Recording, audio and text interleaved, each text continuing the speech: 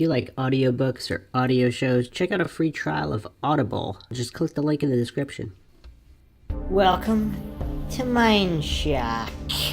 This is your host, Bruce McGuire, and we are going over the Britney Spears conspiracy. Now, this podcast has been long in the making, long requested. It's actually requested a number of years ago now at the beginning of the podcast. And the reason why is up until recently, Britney Spears' conservatorship, which is now public knowledge, it was initially being denied. All the coincidence theorists and the authority-worshipping cultists, they just did not believe that Britney Spears did not act of her own free will in all capacities, business, financial, her family, and otherwise.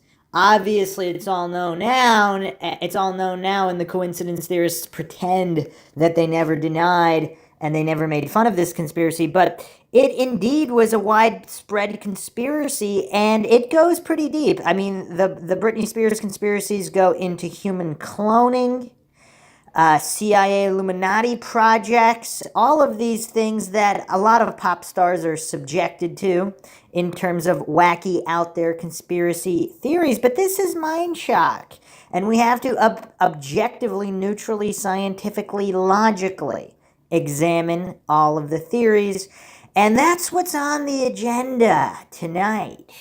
If you enjoy the podcast, you can donate to our PayPal. Just check the link in the description. Help support the channel. Help us create more mind-shocking podcasts in a variety of topics. Make sure you subscribe to the channel, hit the bell for notifications. Make sure you allow your device to have those notifications come through, or you could just go to youtube.com/Mindshock and manually peruse our ever-growing back catalog and see the latest podcasts as they are released if you are not getting updates. You could share this podcast on social media platforms, of which you could find us on Twitter, Facebook, Reddit, and Patreon. Patrons to get priority for case topic, logical analysis, co-podcast, or request. You could also be a guest on the podcast depending on your tier. Questions, comments, theories, thoughts, suggestions, rebuttals, debunkings of any kind, leave them in the comment section. All right, so first of all, let's get this out of the way. I am indeed a Britney Spears fan. I'll be honest with you. I love her music. I do. I'm a Britney Spears fan. For my money, I don't know if it gets any better than when she sings Don't Let Me Be the Last to Know. I celebrate the woman's entire catalog. I'll let the Mindshock listeners out there decipher for themselves whether that was in jest or not. But all kidding or not kidding aside, if you don't know who Britney Spears is, then you must be living under a rock on Mars. Britney Spears, obviously known as the Queen of Pop, a music icon rivaling Michael Jackson. And there might be some Michael Jackson fans who possibly might take offense with that. But yeah, Britney Spears is a music superstar, possibly unlike any other, both in terms of fame and fortune and the tabloids. Of course, her public breakdown, if that's what it was, again, we'll be going down a couple different lines of thought and theory regarding that breakdown, the head shaving, the attacking the SUV. All of these things will be going down rabbit holes in the music videos and the current situation with the Free Britney movement, which started as a conspiracy theory. Of course, I will not miss the opportunity to point out the authority-worshipping cultists who are simply indoctrinated coincidence theorists who deny basically anything out of the ordinary or anything that's uncomfortable for them to believe, whether it's something as supposedly simple as a conservatorship for a pop star. This isn't some alien conspiracy. But if it's something that they don't want to believe, they assume that coincidence theorist position, leaning on faith and fallacies to justify it. So there are, of course, many conspiracy theories involving famous people. I mean, we can go to Elvis for this. It's nothing new. But before we dive into all of them, I'm going to do a brief overview from mirror.co.uk of just all of the craziest conspiracy theories before we go into the deep dive. So this was actually written by Molly Pike, published April 27th, 2019. Britney Spears' craziest conspiracy theories claim she's a clone and a political puppet. There have been several conspiracy theories about Britney Spears, 37, which is how old she was in 2019, during her 2-decade-long career. She had an incredible career, from being America's sweetheart as a teen to suffering a public breakdown and then making a comeback and winning back legions of fans. So it's perhaps unsurprising that conspiracy theorists have tried to determine how Britney Spears, 37, has enjoyed such enduring success. The mom of two is going through a difficult time and recently entered rehab due to her father's poor health, but that hasn't stopped them from making bizarre claims about Britney's past. From being a clone to being a puppet of the Bush presidency. Here's all of the maddest conspiracy theories about Britney. Britney is a clone. The theory claims that Britney and her then boyfriend Justin Timberlake were in a car accident shortly before the release of Spears' album Baby One More Time in 1999. Cruel theorists claim Britney was decapitated and instantly killed in the wreck. Her record label was forced to clone her so they'd continue making money off her music, it's claimed. They made several clones throughout her career, which theorists claim is proved by Britney's changing looks. Britney's ups and downs throughout her time in the spotlight were allegedly caused by all the different women pretending to be the real thing. According to the theory, Justin was left with severe burns in the accident, but is still alive and in a coma. Yes, the man responsible for bringing Sexy back is apparently a clone too. Of course, this theory can be debunked by the sheer fact that human cloning doesn't exist, and it seems to be the invention of 2 US DJs who were fired for starting the rumor that Brit had died. Okay, now before we get to that, this is something I wanted to really point out in terms of these celebrity clone conspiracy theorists. And by the way, if you believe this is an abuse of Mindshock, using logic and reason to decipher pop culture conspiracies, feel free to voice your concerns in the comment section as well. But I am a man of the people, and the people have spoken. And the people have spoken many times, as this was one of the most requested podcasts going back a number of years now, to the beginning of Mindshock. And again, I am a man of the people, so this podcast will be done, and it will be comprehensive and exhaustive in nature. So here's the thing. If they're cloning sheep in the 90s, and that's now civilian knowledge in the 90s, it's basically turned into civilian tech in the 90s. If military tech is up to 50 years ahead of US tech, I mean, again, the conversation would maybe be different 5 years ago, 10 years ago, but we're in 2021 now. And after the year we've had in 2020 with all of these crazy conspiracy theorists being proven completely correct, I mean, there were conspiracy theorists predicting these pandemic situations, regardless of whether you think whether you think the virus is real or not, but just in terms of the response, the power grabs, the vaccine agenda, all of these things. I mean, Alex Jones and some of these other crazy conspiracy theorists, all proven correct with much better track records than the coincidence theorists. So as in terms of human cloning, without appealing to incredulity or any of these other logical fallacies, is it really out of the realm of possibility that human cloning technology exists? Now, I'm not saying it does or it doesn't. I'm just saying I wouldn't find it that surprising if they were going public with cloned sheep in the 90s. Can we imagine what they were cloning that they were not going public with in the 90s? In the 80s? In the 70s? And what are they doing now? Is it really that outlandish? So now here's where the black and white fallacies come in. Just because human cloning technology might exist doesn't mean they're cloning Britney Spears. Again, if this is some advanced military tech, are they really going to use it on a pop star? Now, if they were going to use it on someone, I guess they would use it on Britney Spears if music moguls could get their hands on the technology. Now, I'm not saying they could or they couldn't, but if they could, then Britney Spears would be a good candidate, regardless of whether she was killed or not. Obviously, the theories with the cloning that she's still alive and she has clones. Not that she was killed. I don't actually remember that rumor that she was actually killed and cloned.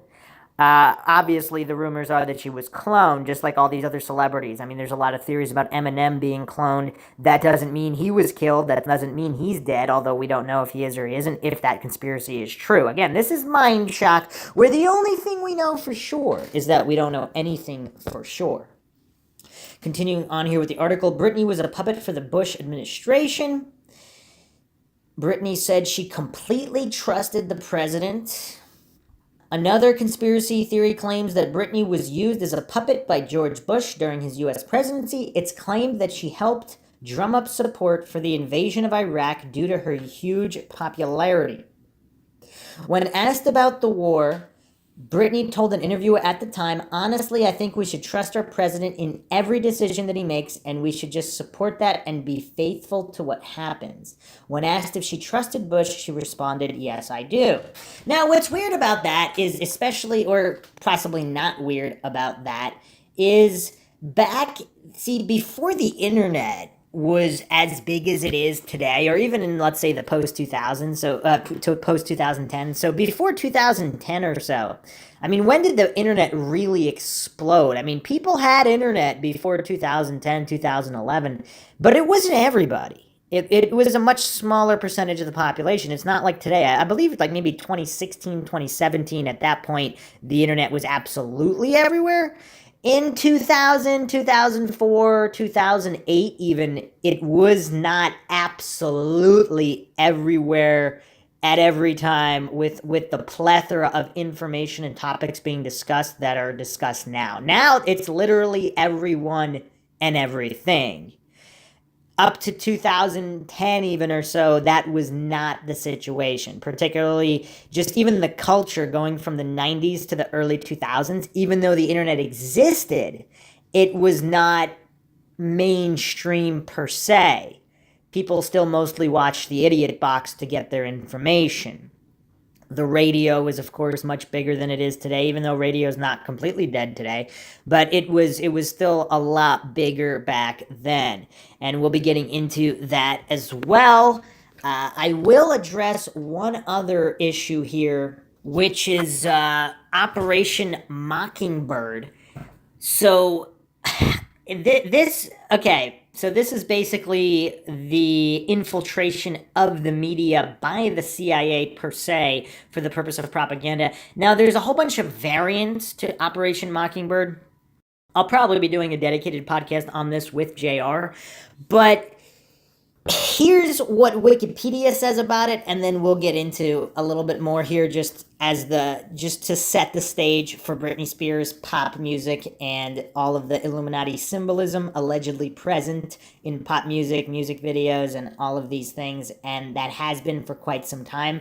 It's actually quite interesting watching videos even from the 90s with all of the pyramids, all-seeing eye, hand gestures, all of these interesting things that have gone back quite some time. And when you compare it, obviously the coincidence theorists write it all off as a coincidence, but when you compare it to, for example, indie music videos made by indie artists not signed to major record labels, not having their music videos directed by these Hollyweird people injecting all the symbolism, there's none of that.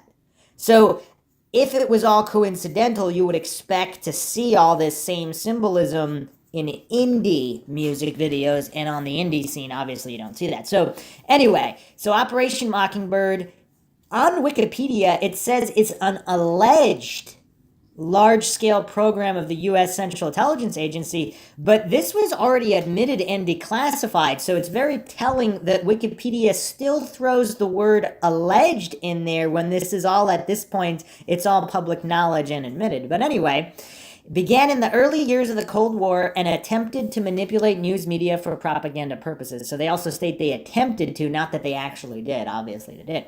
According to author Deborah Davis, Operation Mockingbird recruited leading American journalists into a propaganda network and influenced the operations of front groups.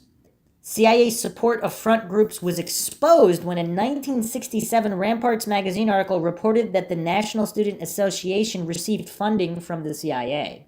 In 1975, Church Committee congressional investigations revealed agency connections with journalists and civic groups. None of these reports, however, mentions by name an Operation Mockingbird coordinating or supporting these activities. Background: in the early years of the Cold War, efforts were made by the United States government to use mass media to influence public opinion internationally. After the United States Senate Watergate Committee in 1973 uncovered domestic surveillance abuses directed by the executive branch of the U.S. government, and the New York Times in 1974 published an article by Seymour Hersh claiming the CIA had violated its charter by spying on anti-war activists. Former CIA officials and some lawmakers called for a congressional inquiry that became known as the Church Committee. Published in 1976, the committee's report confirmed some earlier stories that charged that the CIA had cultivated relationships with private institutions, including the press.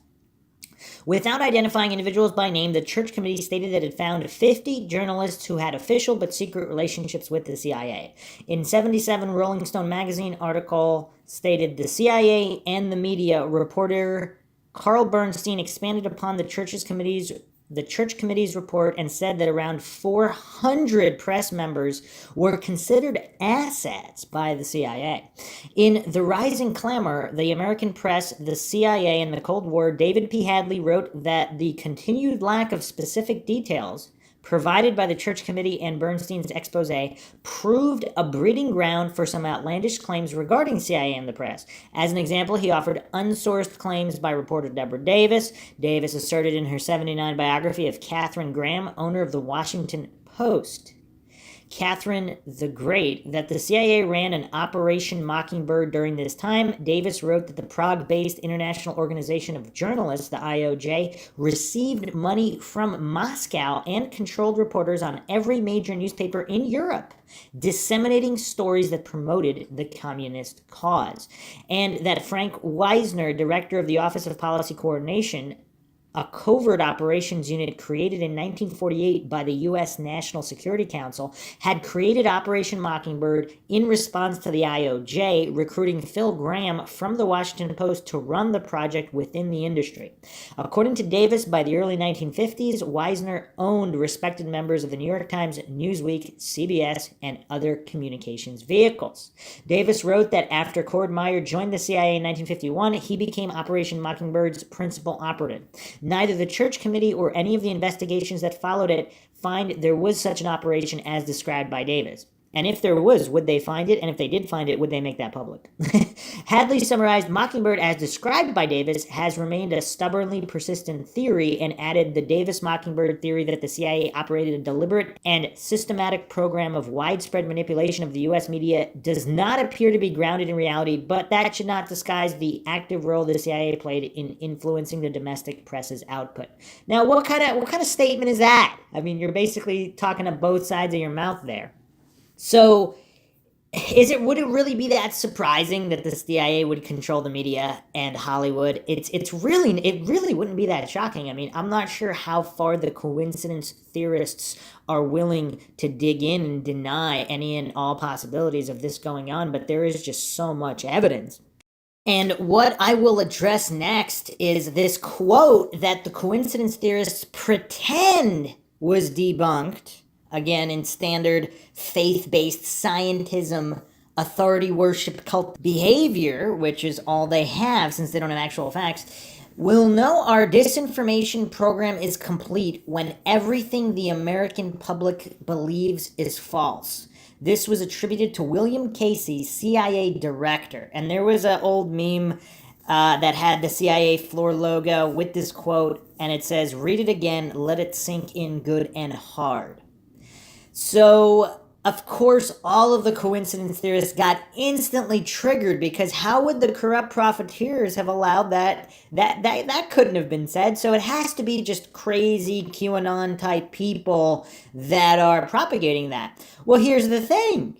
There were people present when he said that.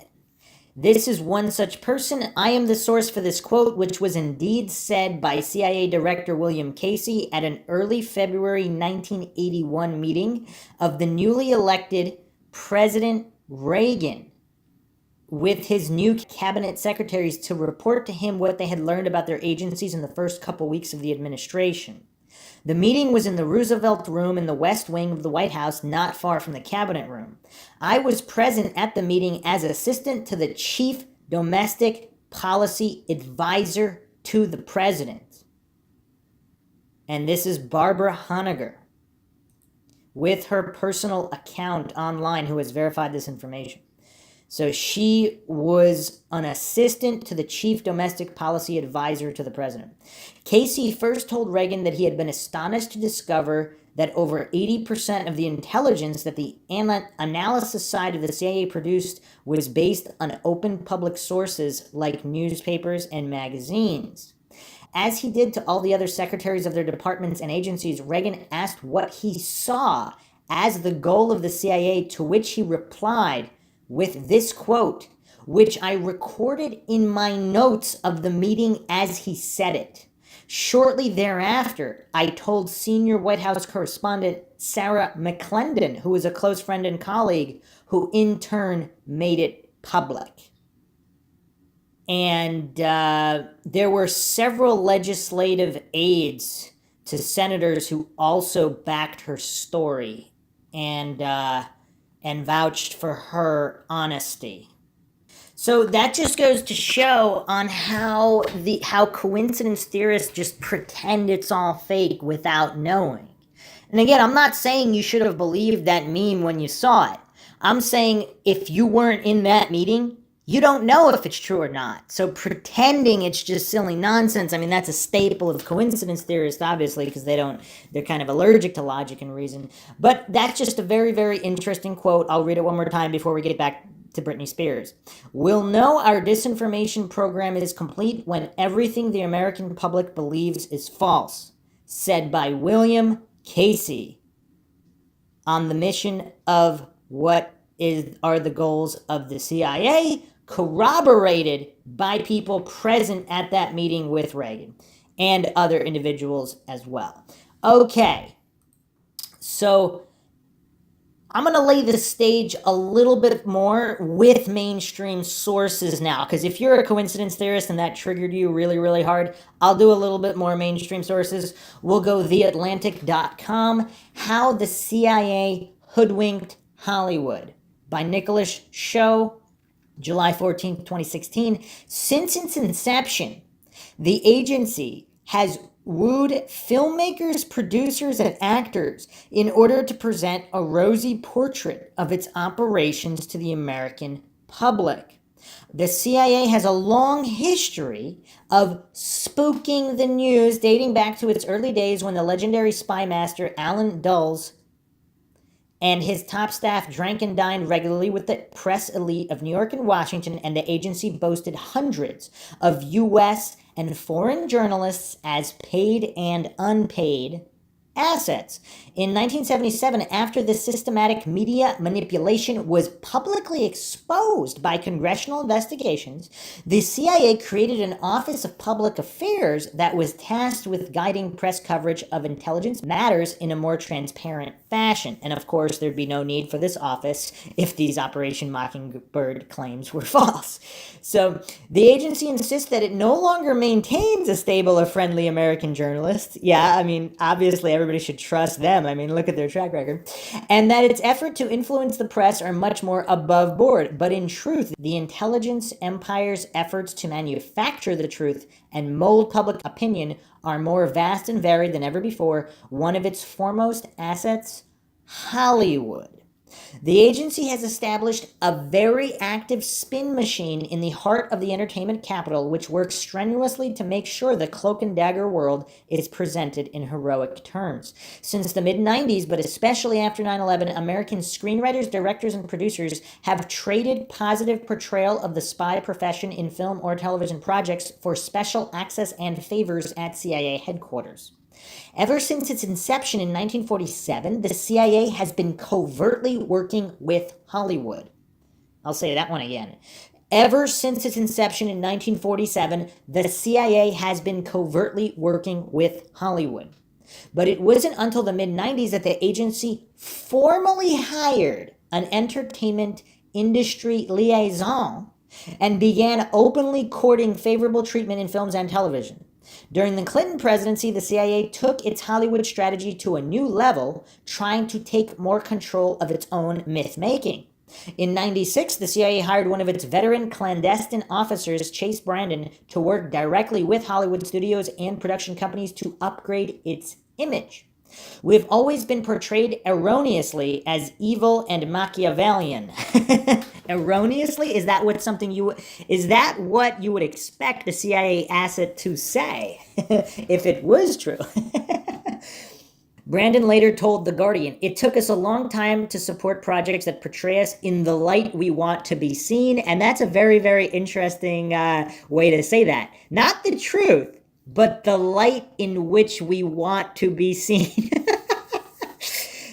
The flag-waving Tom Clancy franchise became a centerpiece of CIA propaganda in the 90s with a succession of actors. Alec Baldwin, Harrison Ford, and finally Ben Affleck starring in films like Patriot Games, Clear and Present Danger, and The Sum of All Fears, which pit the daring agent Jack Ryan against an array of enemies, from terrorists to South American drug lords to nuclear-armed white supremacists.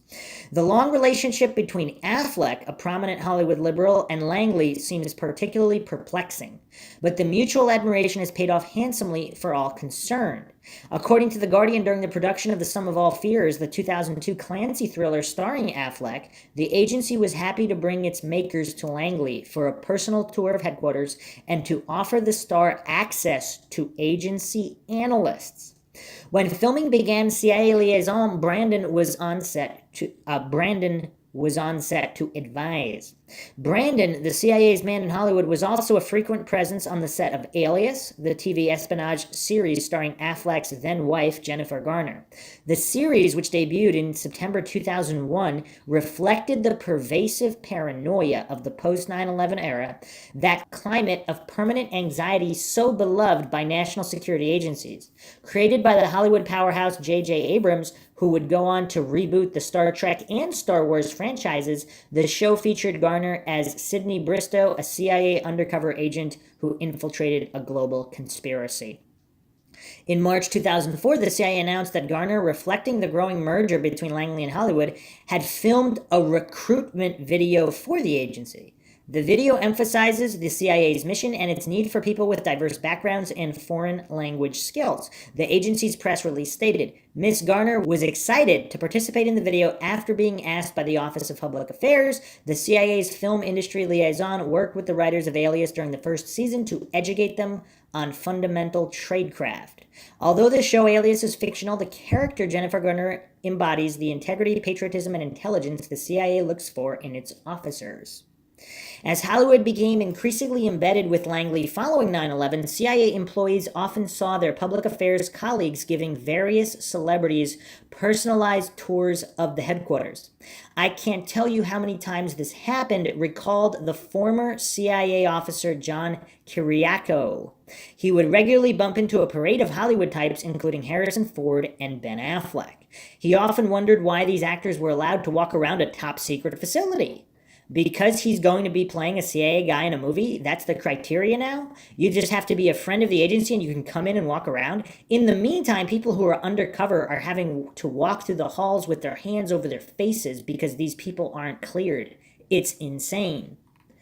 Langley's investment in Ben Affleck and vice versa paid handsome dividends with the hugely popular, if factually challenged, 2012 film Argo, directed by Affleck, who also starred as the CIA makeup artist Tony Mendez. Based on a 2007 Wired article by Joshua Behrman, Argo told the sort of true story of how the CIA rescued several American hostages in Tehran with the help of Mendez, who set up a fake Hollywood production company and was pretending to shoot a science fiction fantasy film in Iran. According to Richard Klein, a consultant who helps connect Hollywood studios with the CIA and other government agencies, Argo was the first movie to get permission to film inside Langley headquarters in 15 years. And this is actually a really long article. I'm going to stop it here, but it goes on to highlight other films, and it's kind of viewing it from one side as opposed to the other side, where the CIA threatened or coerced certain productions not to make certain movies or change scripts and etc. I won't be getting into that for this one, but it's also interesting on how Ben Affleck's buddy, Matt Damon, had his famous spiel in the movie Good Will Hunting about working for the NSA and what he thought of government agencies in general.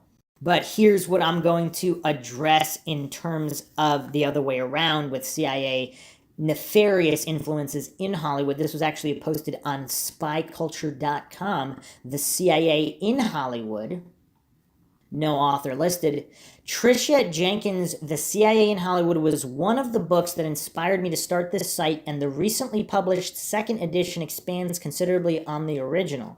Because the CIA is resistant to FOIA requests and other forms of inquiry, Jenkins amassed a wide range of open source materials and interviewed various people from both the CIA, or formerly of the CIA, and from the entertainment industry.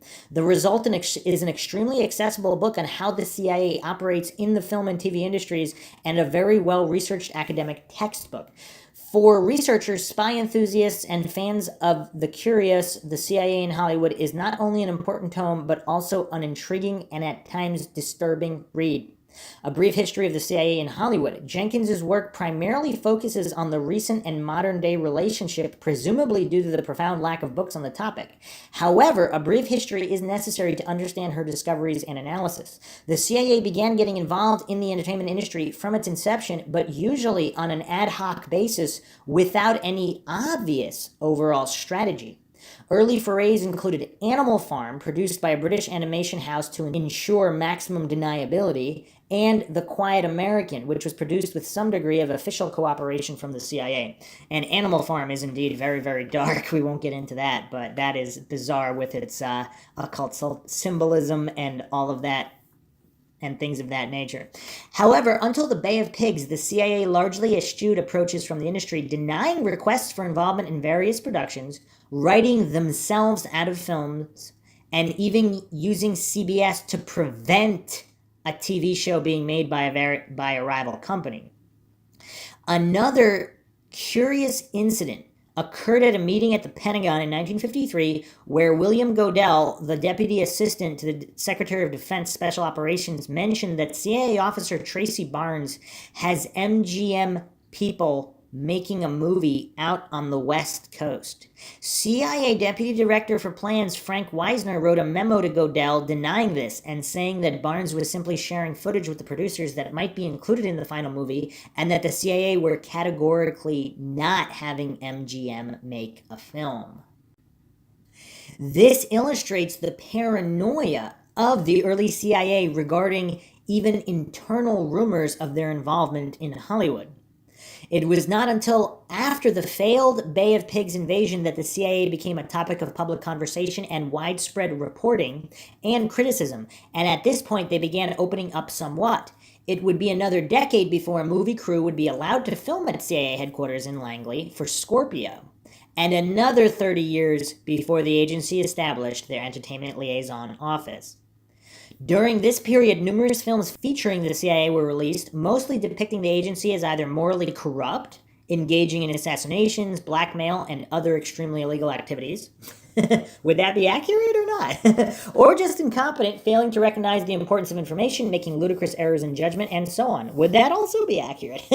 While in the 70s and 80s, the CIA were busy with other things such as Watergate, lying to the Church Committee, and Afghanistan-Iran-Contra, when the Soviet Union fell, they found themselves without enough to do.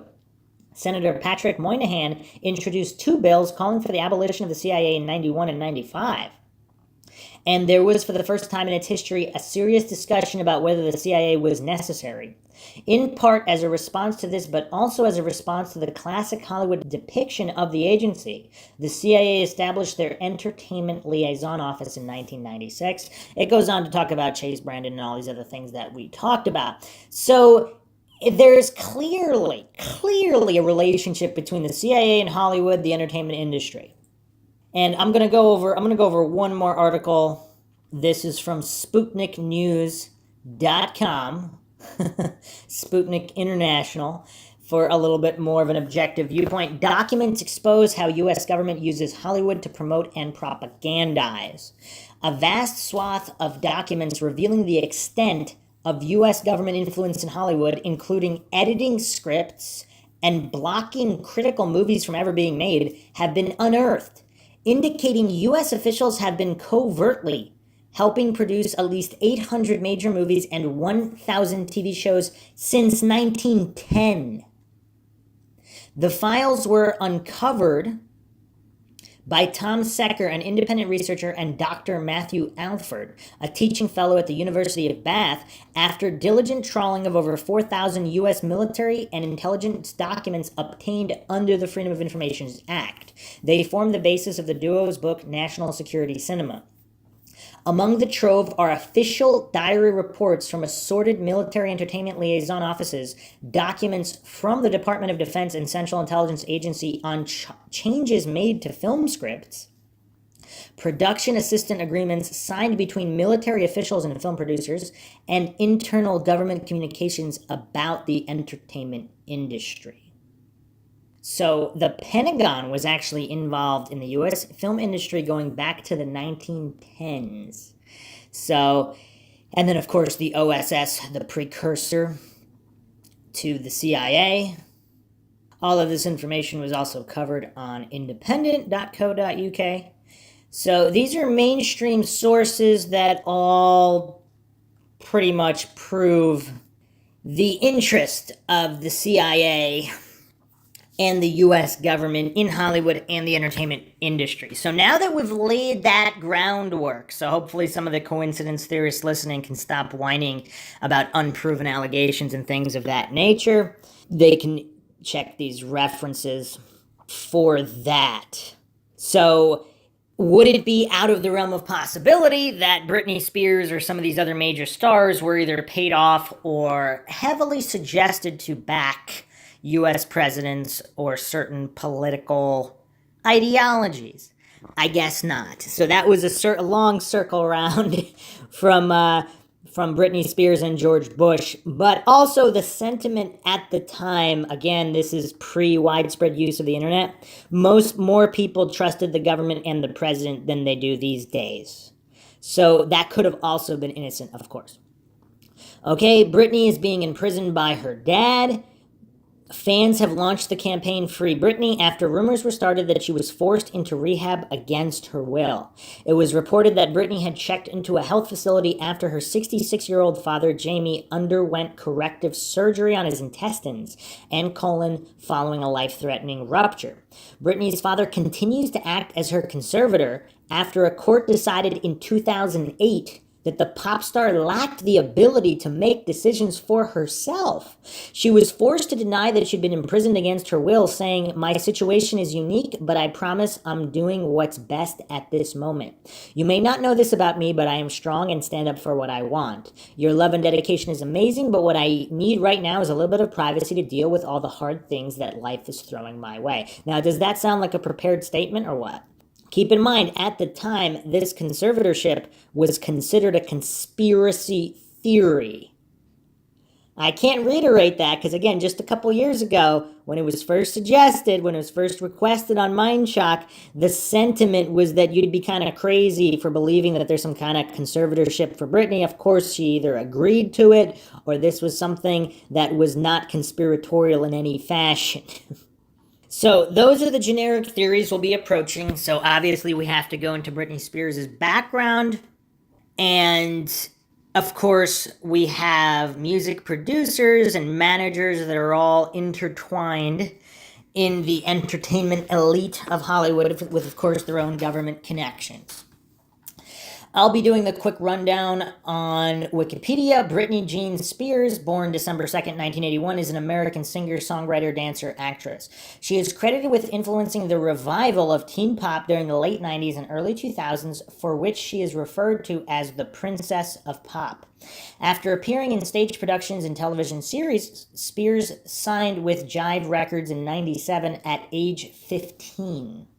Her first two studio albums, certified diamond in the US, Baby One More Time and Oops, I Did It Again, 99 and 2000 respectively, were global successes and became two of the best-selling albums of all time, along with making her the best-selling teenage artist of all time. The former's title track was named the greatest debut single of all time by Rolling Stone in 2020. And the latter held a 15-year record for fastest-selling album by a female artist in the U.S. within the first week of sales, with over 1.3 million copies. Now, with these kinds of numbers and this kind of cash flow, again, if you had the capability to clone somebody, and there's, let's not fall for black and white fallacies. Some people believe this MK Ultra infiltration of Hollywood was also done. So MK Ultra, the mind control program of the CIA, alleged to have ceased. However, of course, they denied it in the first place. So the coincidence theorists who, again, at the time that the MK Ultra theories, before this was all public and exposed, the coincidence theorists were, of course, doing their silly little goofball rants.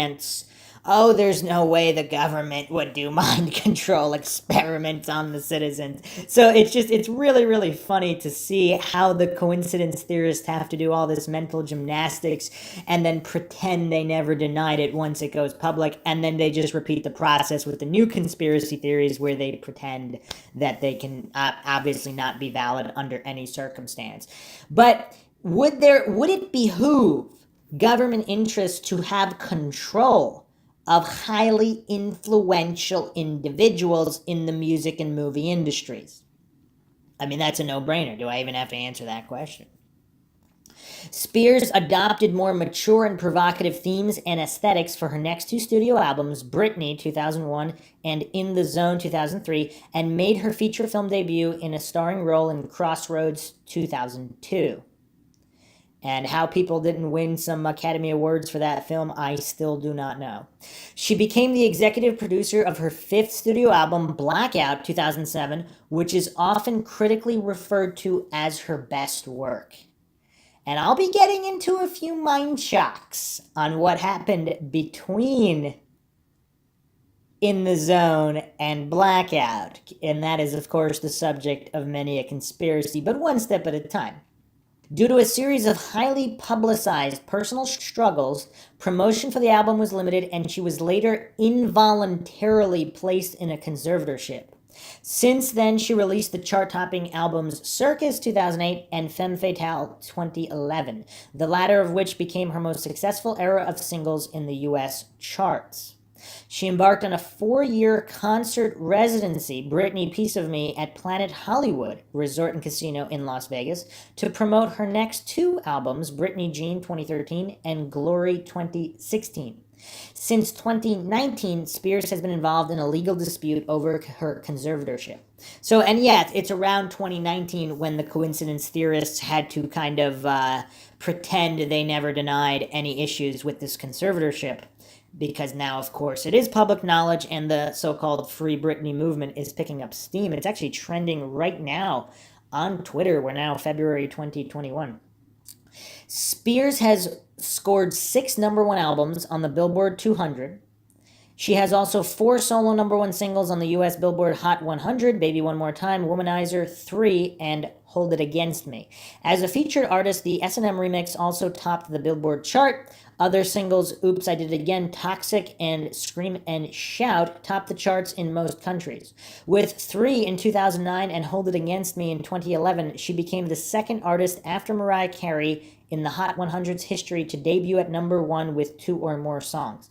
Spears' heavily choreographed videography is considered a focal point to the success of her career, for which she has been awarded the Michael Jackson Video Vanguard Award. She has earned numerous awards and accolades, including a Grammy Award, 13 Guinness World Records, 6 MTV Video Music Awards, 7 Billboard Music Awards, including the Millennium Award, the inaugural Radio Disney Icon Award, and a star on the Hollywood Walk of Fame. Regarded as a pop icon, Spears has sold over 100 million records worldwide, including over 70 million solely in the US, making her one of the world's best-selling music artists. She was ranked by Billboard as the 8th biggest artist of the 2000s decade. In the United States, she is the 4th best-selling female artist of the Nielsen SoundScan era, as well as the best-selling female album artist of the 2000s. In 2004, Spears launched a perfume brand with Elizabeth Arden Inc. Sales exceeded $1.5 billion as of 2012. Forbes has reported Spears as the highest-paid female musician of 2002 and 2012. She has the list of most searched celebrities 7 times in 12 years, a record since the inception of the internet. We're seeing the word inception a lot in all of these articles on this podcast. Life and early career, 1981 to 1997. Early life and career beginnings. Britney Jean Spears was born on December 2nd, 1981 in Macomb, Mississippi, the second child of Lynn Irene Bridges and James Parnell Spears. Her maternal grandmother, Lillian Portell, was English, born in London, and one of Spears' maternal great-great-grandfathers was Maltese. Her siblings are Brian James and Jamie Lynn Spears, born in the Bible Belt, where socially conservative evangelical Protestantism is a particularly strong religious influence. She was baptized as a Southern Baptist and sang in a church choir as a child. As an adult, she has studied Kabbalist teachings. And of course, so has Madonna and the occult, of course, a lot more of a talked about connection. We'll not be going into that for this podcast. We have enough to go over here. At age 3, she started attending dance lessons in her hometown of Kentwood, Louisiana, and was selected to perform as a solo artist at the annual recital. Spears made her local stage debut at age 5, singing "What Child Is This?" at her kindergarten graduation. During her childhood, she also had gymnastics and voice lessons and won many state-level competitions and children's talent shows. She said about her ambition as a child, "I was in my own world. I found out what I'm supposed to do at an early age." At age 8, Spears and her mother, Lynn, traveled to Atlanta, Georgia to audition for the 90s revival of the Mickey Mouse Club. Casting director Matt Casella rejected her as too young, but introduced her to Nancy Carson, a New York talent agent.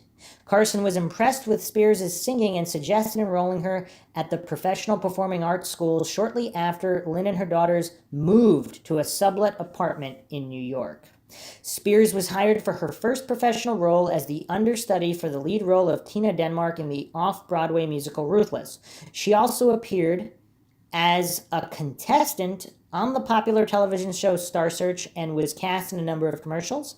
In December 92, she was cast in the Mickey Mouse Club alongside Christina Aguilera, Justin Timberlake, Ryan Gosling, and Kerry Russell.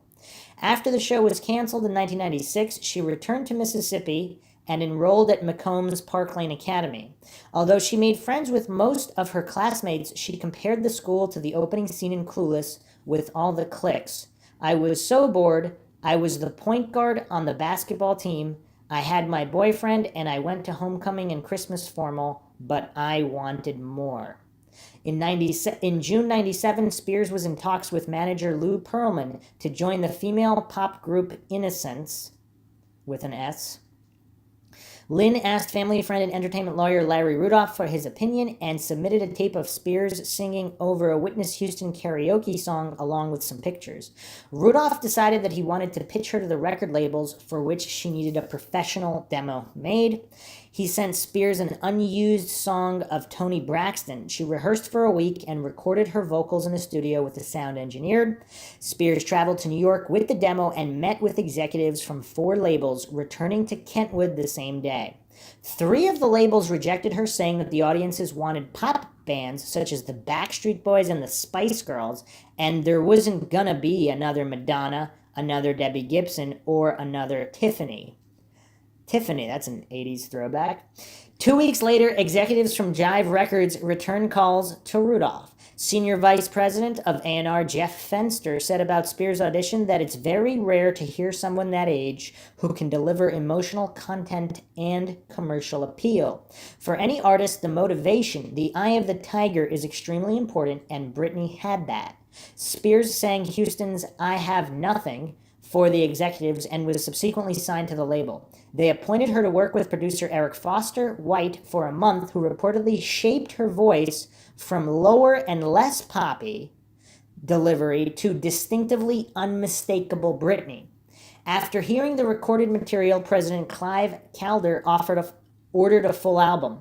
Spears had originally envisioned Sheryl Crow music, but younger, more adult contemporary. She felt secure with her label's appointment of producers since it made more sense to go pop because I can dance to it, it's more me. She flew to Cheiron Studios in Stockholm, Sweden, where half of the album was recorded from March to April 1998, with producers Max Martin, Deniz Pop, and Rami Yacoub, among others. And there's actually been some dispute over what they did with her voice, because if you listen to her singing as a kid, she has a very, very deep and powerful voice, and so it would be very difficult for her to completely change it into this baby voice, which of course she's known for. And there's a little bit of a dispute who started doing that, when, how, and we'll be going into that a little bit later. 1998 through 2000, Baby One More Time, and Oops, I Did It Again. After Spears returned to the United States, she embarked on a shopping mall promotional tour to promote her upcoming debut album. Her show was a 4-song set, and she was accompanied by 2 backup dancers. Her first concert tour followed, an opening act for NSYNC. Her debut studio album, Baby One More Time, was released on January 12, 1999. It debuted at number 1 on the U.S. Billboard 200 and was certified 2 times platinum by the Recording Industry Association of America after a month. Worldwide, the album topped the charts in 15 countries and sold over 10 million copies in a year. It became the highest-selling album ever by a teenage artist. The title track was released as the lead single from the album. Originally, Jive Records wanted its music video to be animated. However, Spears rejected it and suggested the final concept of a Catholic schoolgirl. The single sold 500,000 copies on its first day and peaked at number 1 on the Billboard Hot 100, topping the chart for 2 consecutive weeks. It has sold more than 10 million copies, making it one of the best-selling singles of all time. Baby One More Time later received a Grammy nomination for Best Female Pop Vocal Performance. The title track also topped the singles chart for 2 weeks in the UK and became the fastest-selling single ever by a female artist, shipping over 460,000 copies. It would later become the 25th most successful song of all time in British chart history. Spears is the youngest female artist to have a million seller in UK. The album's 3rd single, You Drive Me Crazy, became a top 10 hit worldwide and further propelled the success of the Baby One More Time album. The album has sold 25 million copies worldwide, making it one of the best-selling albums of all time. It is the best-selling debut album by any artist. On June 28th, 1999, Spears began her first headlining Baby One More Time tour in North America, which was positively received by critics. It also generated some controversy due to her racy outfits. An extension of the tour titled Crazy 2K followed in March 2000. Spears premiered songs from her upcoming 2nd album during the show. Oops, I Did It Again, her 2nd studio album, was released in May 2000. It debuted at number 1 in the U.S., selling 1.3 million copies, breaking the Nielsen SoundScan record for the highest debut sales by any solo artist. The album has sold over 20 million copies worldwide to date, making it one of the best-selling albums of all time. Rob Sheffield of Rolling Stone said that the great thing about Oops, under the cheese surface, Britney's demand for satisfaction is complex, fierce, and downright scary, making her a true child of rock and roll tradition. The album's lead single, Oops, I Did It Again, peaked at the top of the charts in Australia, New Zealand, the UK, and many other European nations. The album, as well as the title track, received Grammy nominations for Best Pop Vocal Album and Best Female Pop Vocal Performance, respectively. The same year, Spears embarked on the Oops, I Did It Again tour, which grossed $40.5 million. She also released her first book, Britney Spears' Heart to Heart, co-written with her mother. On September 7th, 2000, Spears performed at the 2000 MTV Music Awards. Halfway through the performance, she ripped off her black suit to reveal a flesh-colored bodysuit, followed by heavy dance routine. It is noted by critics as the moment that Spears showed signs of becoming a more provocative performer. Amidst media speculation, Spears confirmed she was dating NSYNC member Justin Timberlake. Spears and Timberlake would both graduate from high school via distance learning from the University of Nebraska High School. That's kind of weird. Wonder what the connection to Nebraska was. She also bought a home in Destin, Florida. 2001, 2002, Britney and Crossroads. In January 2001, Spears performed as a special guest in the Super Bowl 35 halftime show, headlined by Aerosmith and NSYNC. In February 2001, Spears signed a $7 to $8 million promotional deal with Pepsi and released another book, co-written with her mother, titled A Mother's Gift.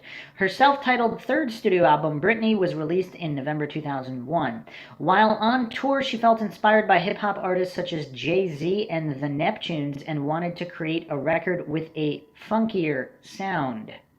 The album debuted at number 1 in the Billboard 200 and reached top 5 positions in Australia, the UK, and mainland Europe, and has sold 9 million copies worldwide.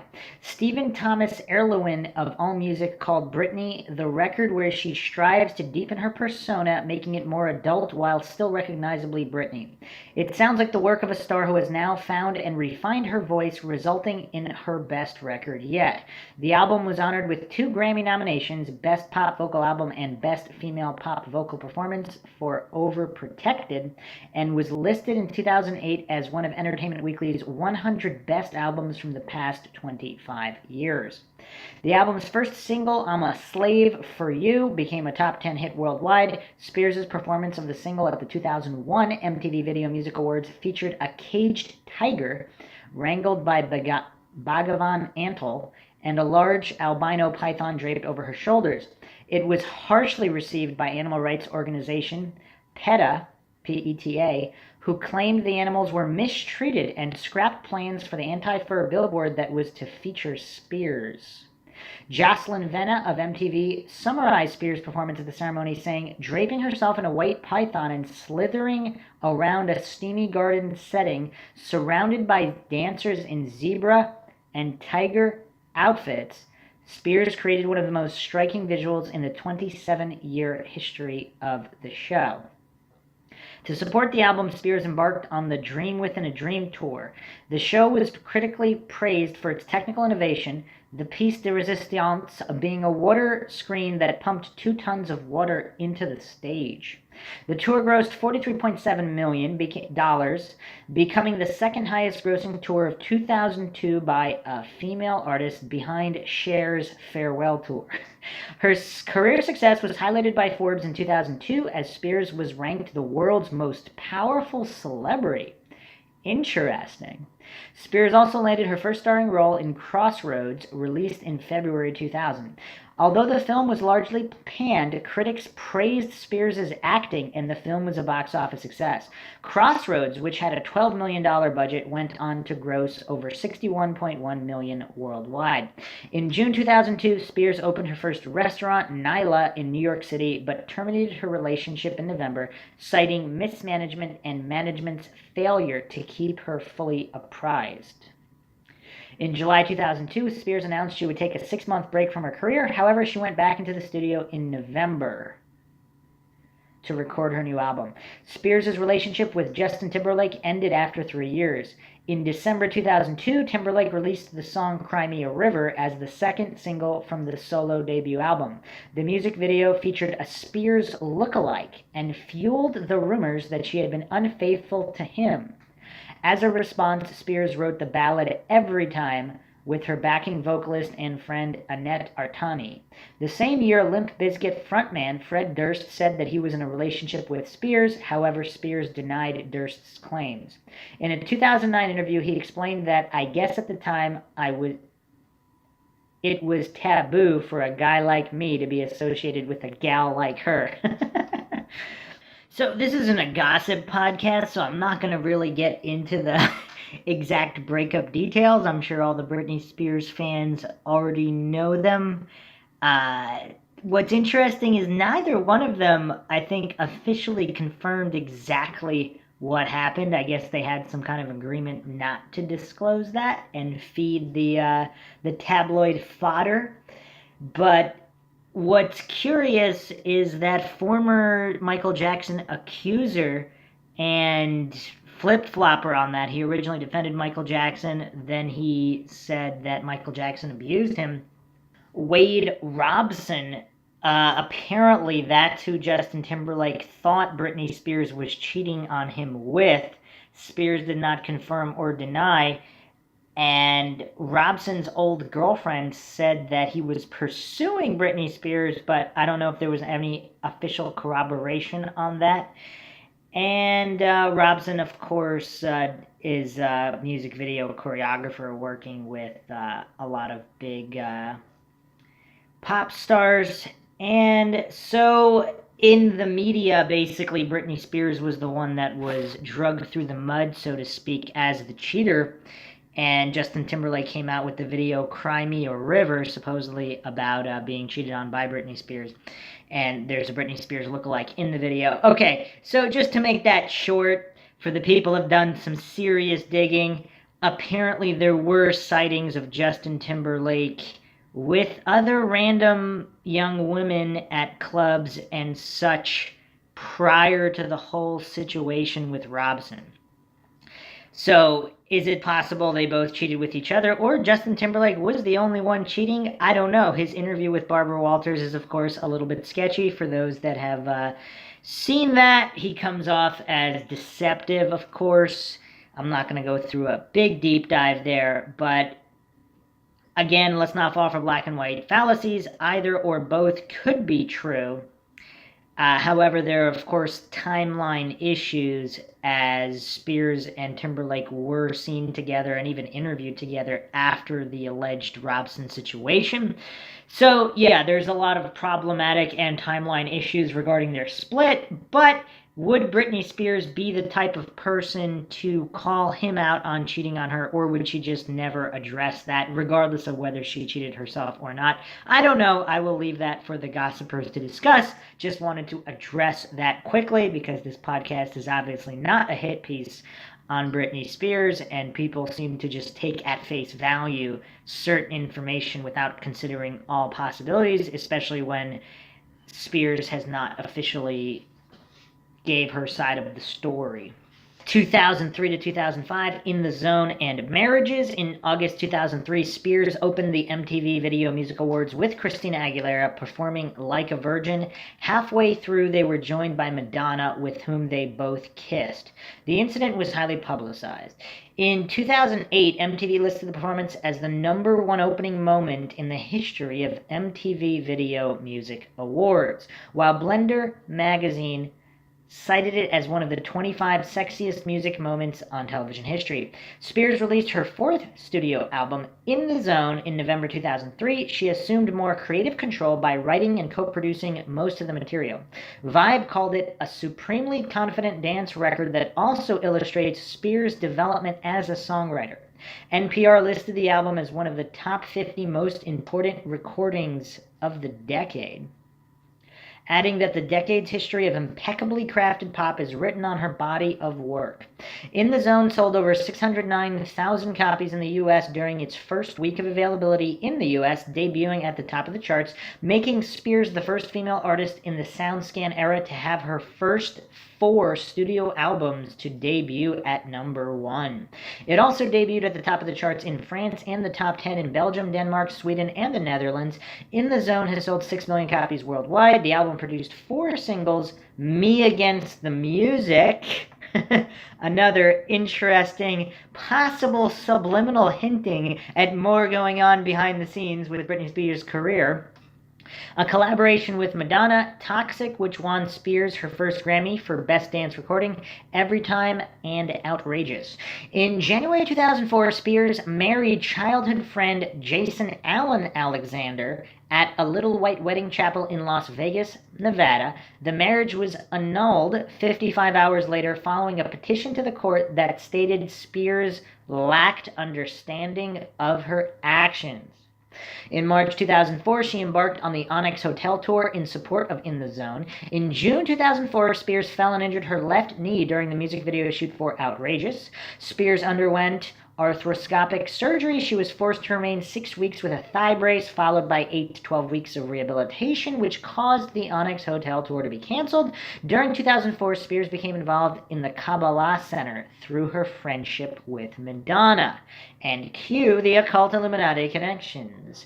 In July 2004, Spears became engaged to American dancer Kevin Federline, whom she had met 3 months before. The romance received intense attention from the media since Federline had recently broken up with actress Shar Jackson, who was still pregnant with their second child at the time.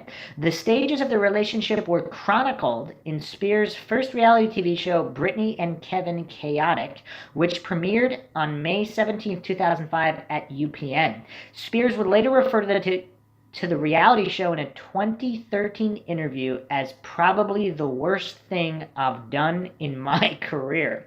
They held a wedding ceremony on September 18, 2004, but were not legally married until 3 weeks later on October 6th due to a delay finalizing the couple's prenuptial agreement. Shortly after, she released her first perfume with Elizabeth Arden, Curious, which broke the company's first week gross for a perfume. In October 2004, Spears took a career break to start a family. Greatest Hits, My Prerogative, her first Greatest Hits compilation album, was released in November 2004. Spears' cover version of Bobby Brown's My Prerogative was released as the lead single from the album, reaching the top of the charts in Finland, Ireland, Italy, and Norway. The second single, Do Something, was a top 10 hit in Australia, the UK, and other countries of mainland Europe. In August 2005, Spears released Someday I Will Understand, which was dedicated to her first child, a son, who was born the following month. In November 2004, she released her first remix compilation, Be in the Mix, the remixes, which consists of 11 remixes. 2006 to 2007, Personal Struggles and Blackout. In February 2006, pictures surfaced of Spears driving with her son Sean on her lap instead of in a car seat. Child advocates were horrified by the photos of her holding the wheel with one hand and Sean with the other. Spears claimed that the situation happened because of a frightening encounter with paparazzi and that it was a mistake on her part. The following month, she guest starred on the Will and Grace episode Bye Bye Baby as closeted lesbian Amber Louise. She announced she no longer studied Kabbalah in 2006 in May, explaining, "My baby is my religion." That's a good quote.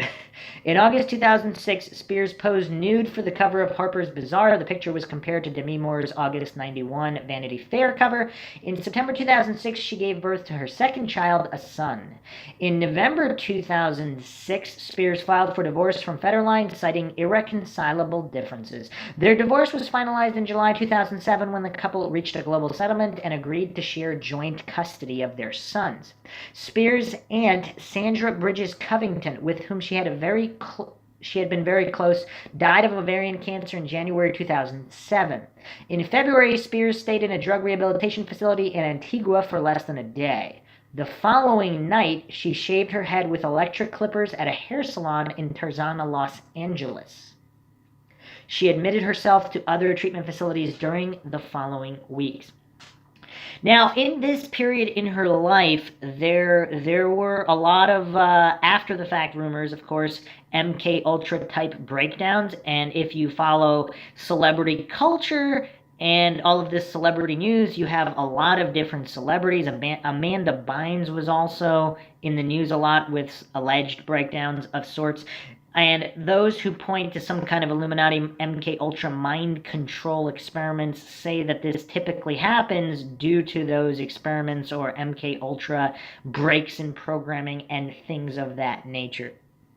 Make of that what you will, but regarding the head shavings, I believe her manager or someone close to her at the time actually said the reason she did that is because she had to do a drug test to see her sons, and she apparently was doing drugs that would have been detected in her hair, and that's why she shaved her head to not fail a drug test or something of that nature. Again, I don't know if that apparently the manager or whoever was closer at the time did in fact say that. Whether or not that is actually true is of course another matter. In May 2007, she produced a series of promotional concerts at House of Blues venues titled the M&M's Tour. In October 2007, Spears lost physical custody of her sons to Federline. The reasons of the court ruling were not revealed to the public. Spears was also sued by Louis Vuitton over her 2005 music video Do Something for upholstering her Hummer interior in counterfeit Louis Vuitton cherry blossom fabric, which resulted in the video being banned on European TV stations. In October 2007, Spears released her fifth studio album, Blackout. The album debuted atop the charts in Canada and Ireland at number 2 in the US, Billboard 200, France, Japan, Mexico, and the UK, and the top 10 in Australia, Korea, New Zealand, and many European nations. In the US, Spears became the only female artist to have her first 5 studio albums debut at the top 2 slots of the chart. The album received positive reviews from the critics and has sold over 3 million copies worldwide. Blackout won Album of the Year at the 2008 MTV Europe Music Awards and was listed as the 5th best pop album of the decade by The Times. Spears performed the lead single Gimme More at the 2007 MTV Video Music Awards. The performance was widely panned by critics. Despite the criticism, the single enjoyed worldwide success, peaking at number 1 in Canada and within the top 10 in almost every country it charted. The second single, Piece of Me, reached the top of the charts in Ireland and reached the top 5 in Australia, Canada, Denmark, New Zealand, and the UK. The third single, Break the Ice, was released the following year and had moderate success due to Spears not being able to promote it properly.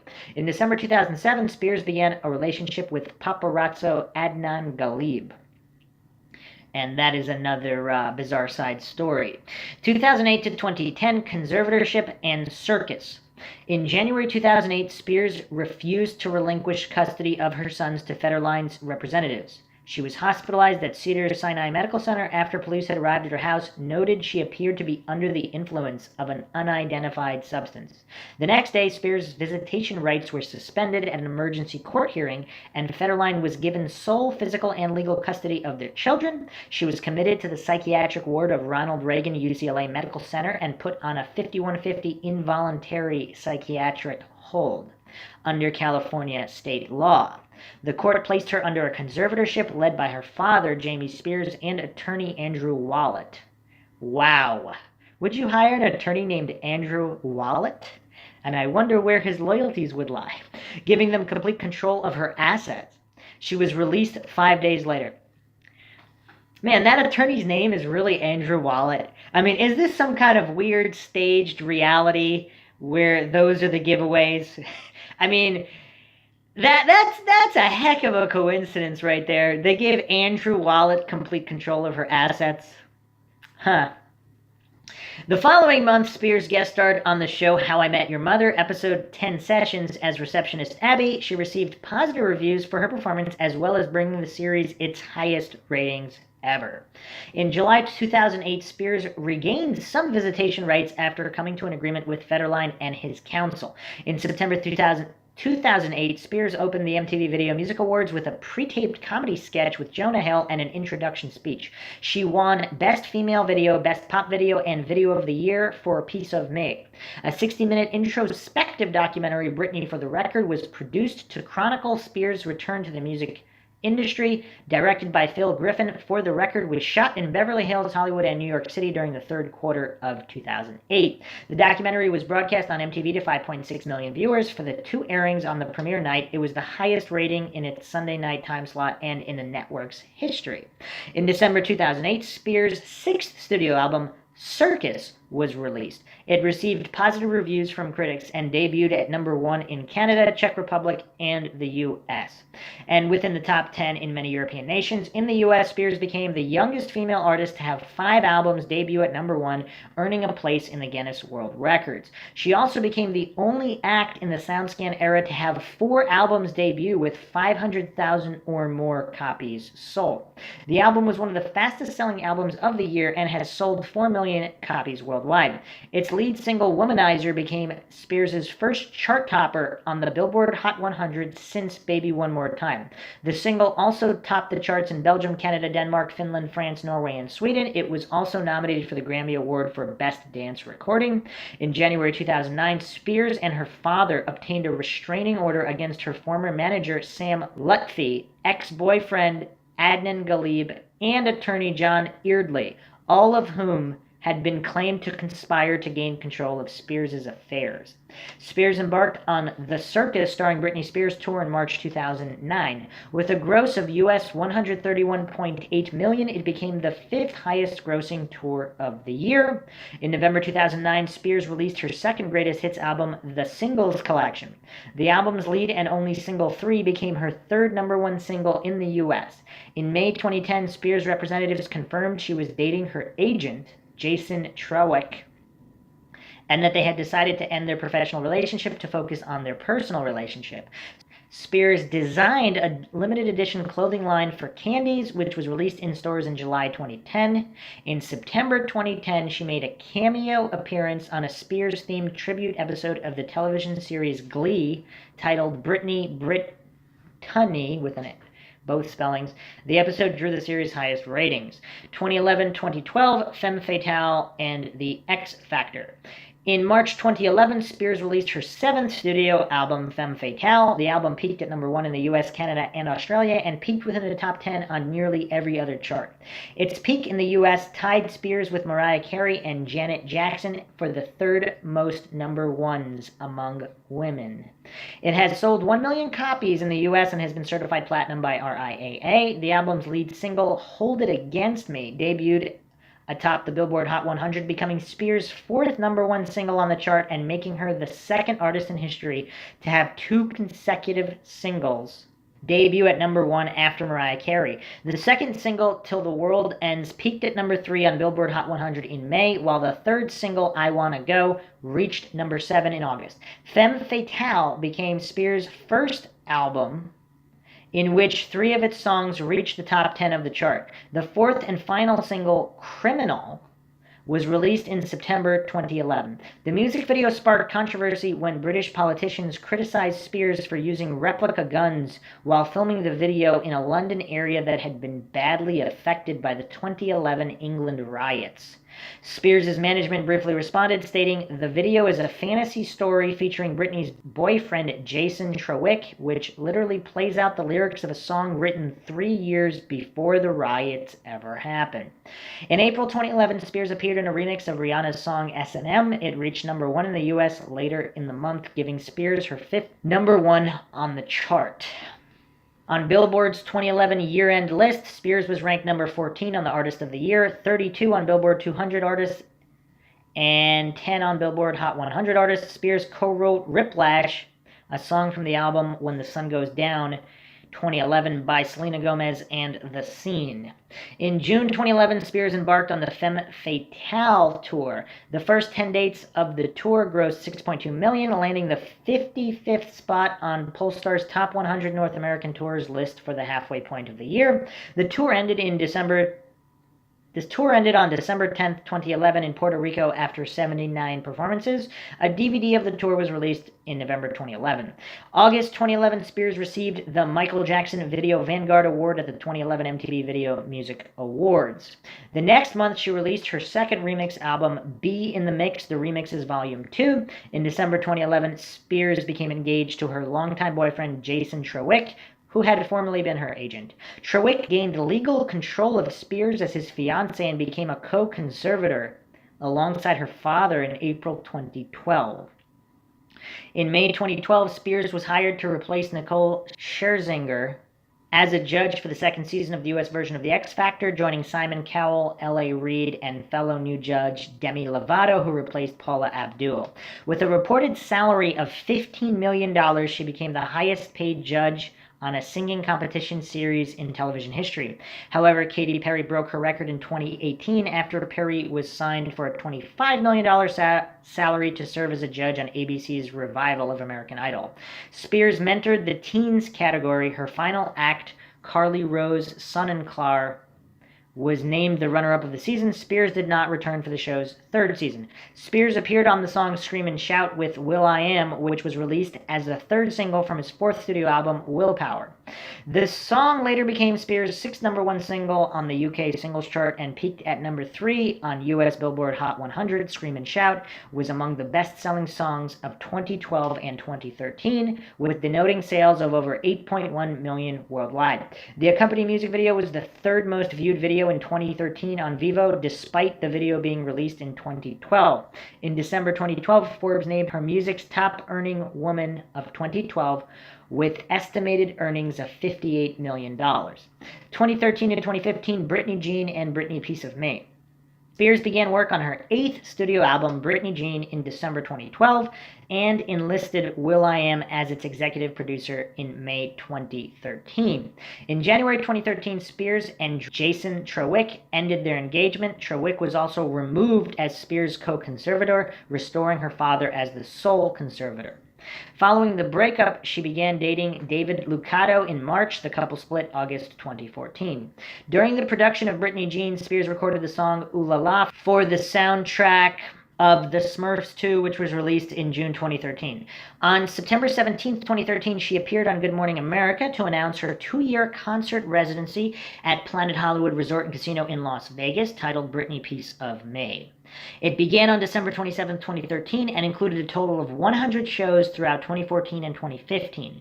During the same appearance, Spears announced that Britney Jean would be released on December 3, 2013 in the U.S. It was released through RCA Records due to the disbandment of Jive Records in 2011, which had formed the joint RCA Jive label group, initially known as BMG label group, between 2007 and 2011.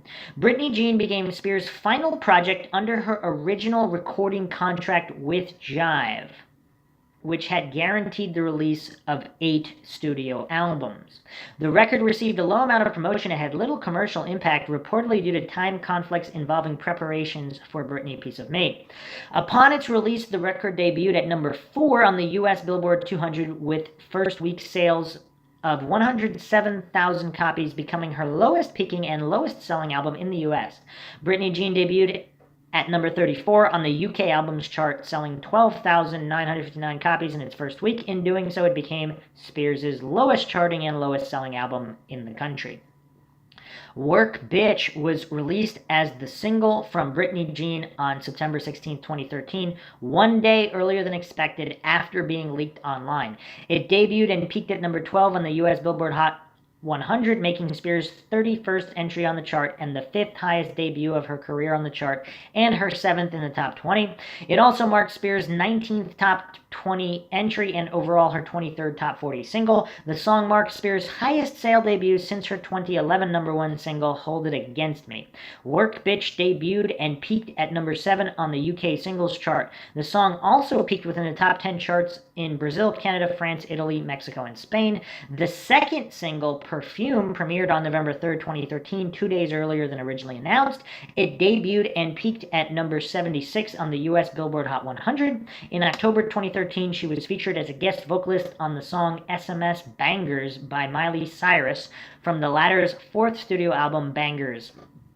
On January 8, 2014, Spears won Favorite Pop Artist at the 40th People's Choice Awards at the Microsoft Theater in Los Angeles. In August 2014, Spears confirmed she had renewed her contract with RCA and that she was writing and recording new music for her next album. Spears announced via Twitter in August 2014 that she would be releasing an intimate apparel line called The Intimate Britney Spears. It was available to be purchased beginning on September 9, 2014 in the US and Canada through Spears' Intimate Collection website. And I am sure all of the Mindshock listeners want to know more about that. It was later available on September 25th for purchase in Europe. The company now ships to over 200 countries, including Australia and New Zealand. On September 25th, 2014, Spears confirmed on Good Morning Britain that she had extended her contract with the Axis and Planet Hollywood Resort and Casino to continue Britney Piece of Me for 2 additional years. Spears began dating television producer Charlie Ebersol in October 2014. The pair were split in June 2015. In March 2015, it was confirmed by People magazine that Spears would release a new single, Pretty Girls, with Iggy Azalea on May 4th, 2015. The song debuted and peaked at number 29 on the Billboard Hot 100 and charted moderately in international territories. Spears and Azalea performed the track live at the 2015 Billboard Music Awards from The Axis, the home of Spears' residency, to positive critical response. Entertainment Weekly praised the performance, noting Spears gave one of the most energetic televised performances in years. On June 16, 2015, Giorgio Moroder released his album Deja Vu that featured Spears on Tom's Diner. The song was released as the 4th single from the album on October 9th. In an interview, Moroder praised Spears' vocals and said that she did a good job with the song, and also stated that Spears sounds so good that you would hardly recognize her. At the 2015 Teen Choice Awards, Spears received the Candy Style Icon Award, her 9th Teen Choice Award. In November, Spears guest starred as a fictionalized version of herself on the CW series Jane the Virgin. On the show, she danced to Toxic with Gina Rodriguez's character. 2016 to 2018, Glory continued residency and the Piece of Me tour. In 2016, Spears confirmed via social media that she had begun recording her 9th studio album. On March 1st, 2016, V Magazine announced that Spears would appear on the cover of the 100th issue, dated March 8th, 2016, in addition to revealing 3 different covers shot by photographer Mario Testino for the Milestone publication. Editor-in-chief of the magazine, Stephen Gann, revealed that Spears was selected for the V100 issue because of her status as an icon in the industry. On the decision, Gann stated, "Who in our world did not grow up listening to her music?" In May 2016, Spears launched a casual role-play gaming application titled Britney Spears American Dream. The app, created by Glue Mobile, was made available through both iOS and Google Play. On May 22nd, 2016, Spears performed a medley of her past singles at the 2016 Billboard Music Awards. In addition to opening the show, Spears was honored with the Billboard Millennium Award. On July 14th, 2016, Spears released the lead single, Make Me, from her 9th studio album, featuring guest vocals from American rapper G-Eazy. The album Glory was formally released on August 26, 2016. On August 16, 2016, MTV and Spears announced she would perform at the 2016 MTV Video Music Awards. The performance marked Spears' first time returning to the VMA stage after her widely panned performance of Gimme More at the 2007 show 9 years earlier. Along with Make Me, Spears and G-Eazy also performed the latter's hit song Me, Myself, and I. Spears appeared on the cover of Marie Claire UK for the October 2016 issue. In the publication, Spears revealed that she had suffered from crippling anxiety in the past and that motherhood played a major role in helping her overcoming it. "My boys don't care if everything isn't perfect. They don't judge me," Spears said in the issue. In November 2016, during an interview with Las Vegas Blog, Spears confirmed she had already begun work on her next album, stating, "I'm not sure what I want the next album to sound like. I just know that I'm excited to get into the studio again and actually have already been back recording." In the same month, she released a remix version of Slumber Party as the 2nd single from Glory, featuring Tinashe.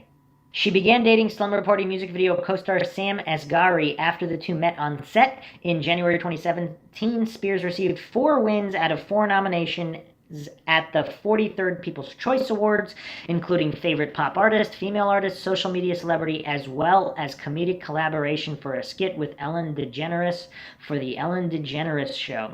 In March 2017, Spears announced that her residency concert would be performed abroad as a world tour, Britney Live in Concert, with dates in select Asian cities. In April 2017, the Israeli Labour Party announced that it would reschedule its July primary election to avoid conflict with Spears' sold-out Tel Aviv concert, citing traffic and security concerns. That's actually quite an interesting record. Is that one of her Guinness World Records, that she is the only musician that has caused a primary election to be rescheduled in a country.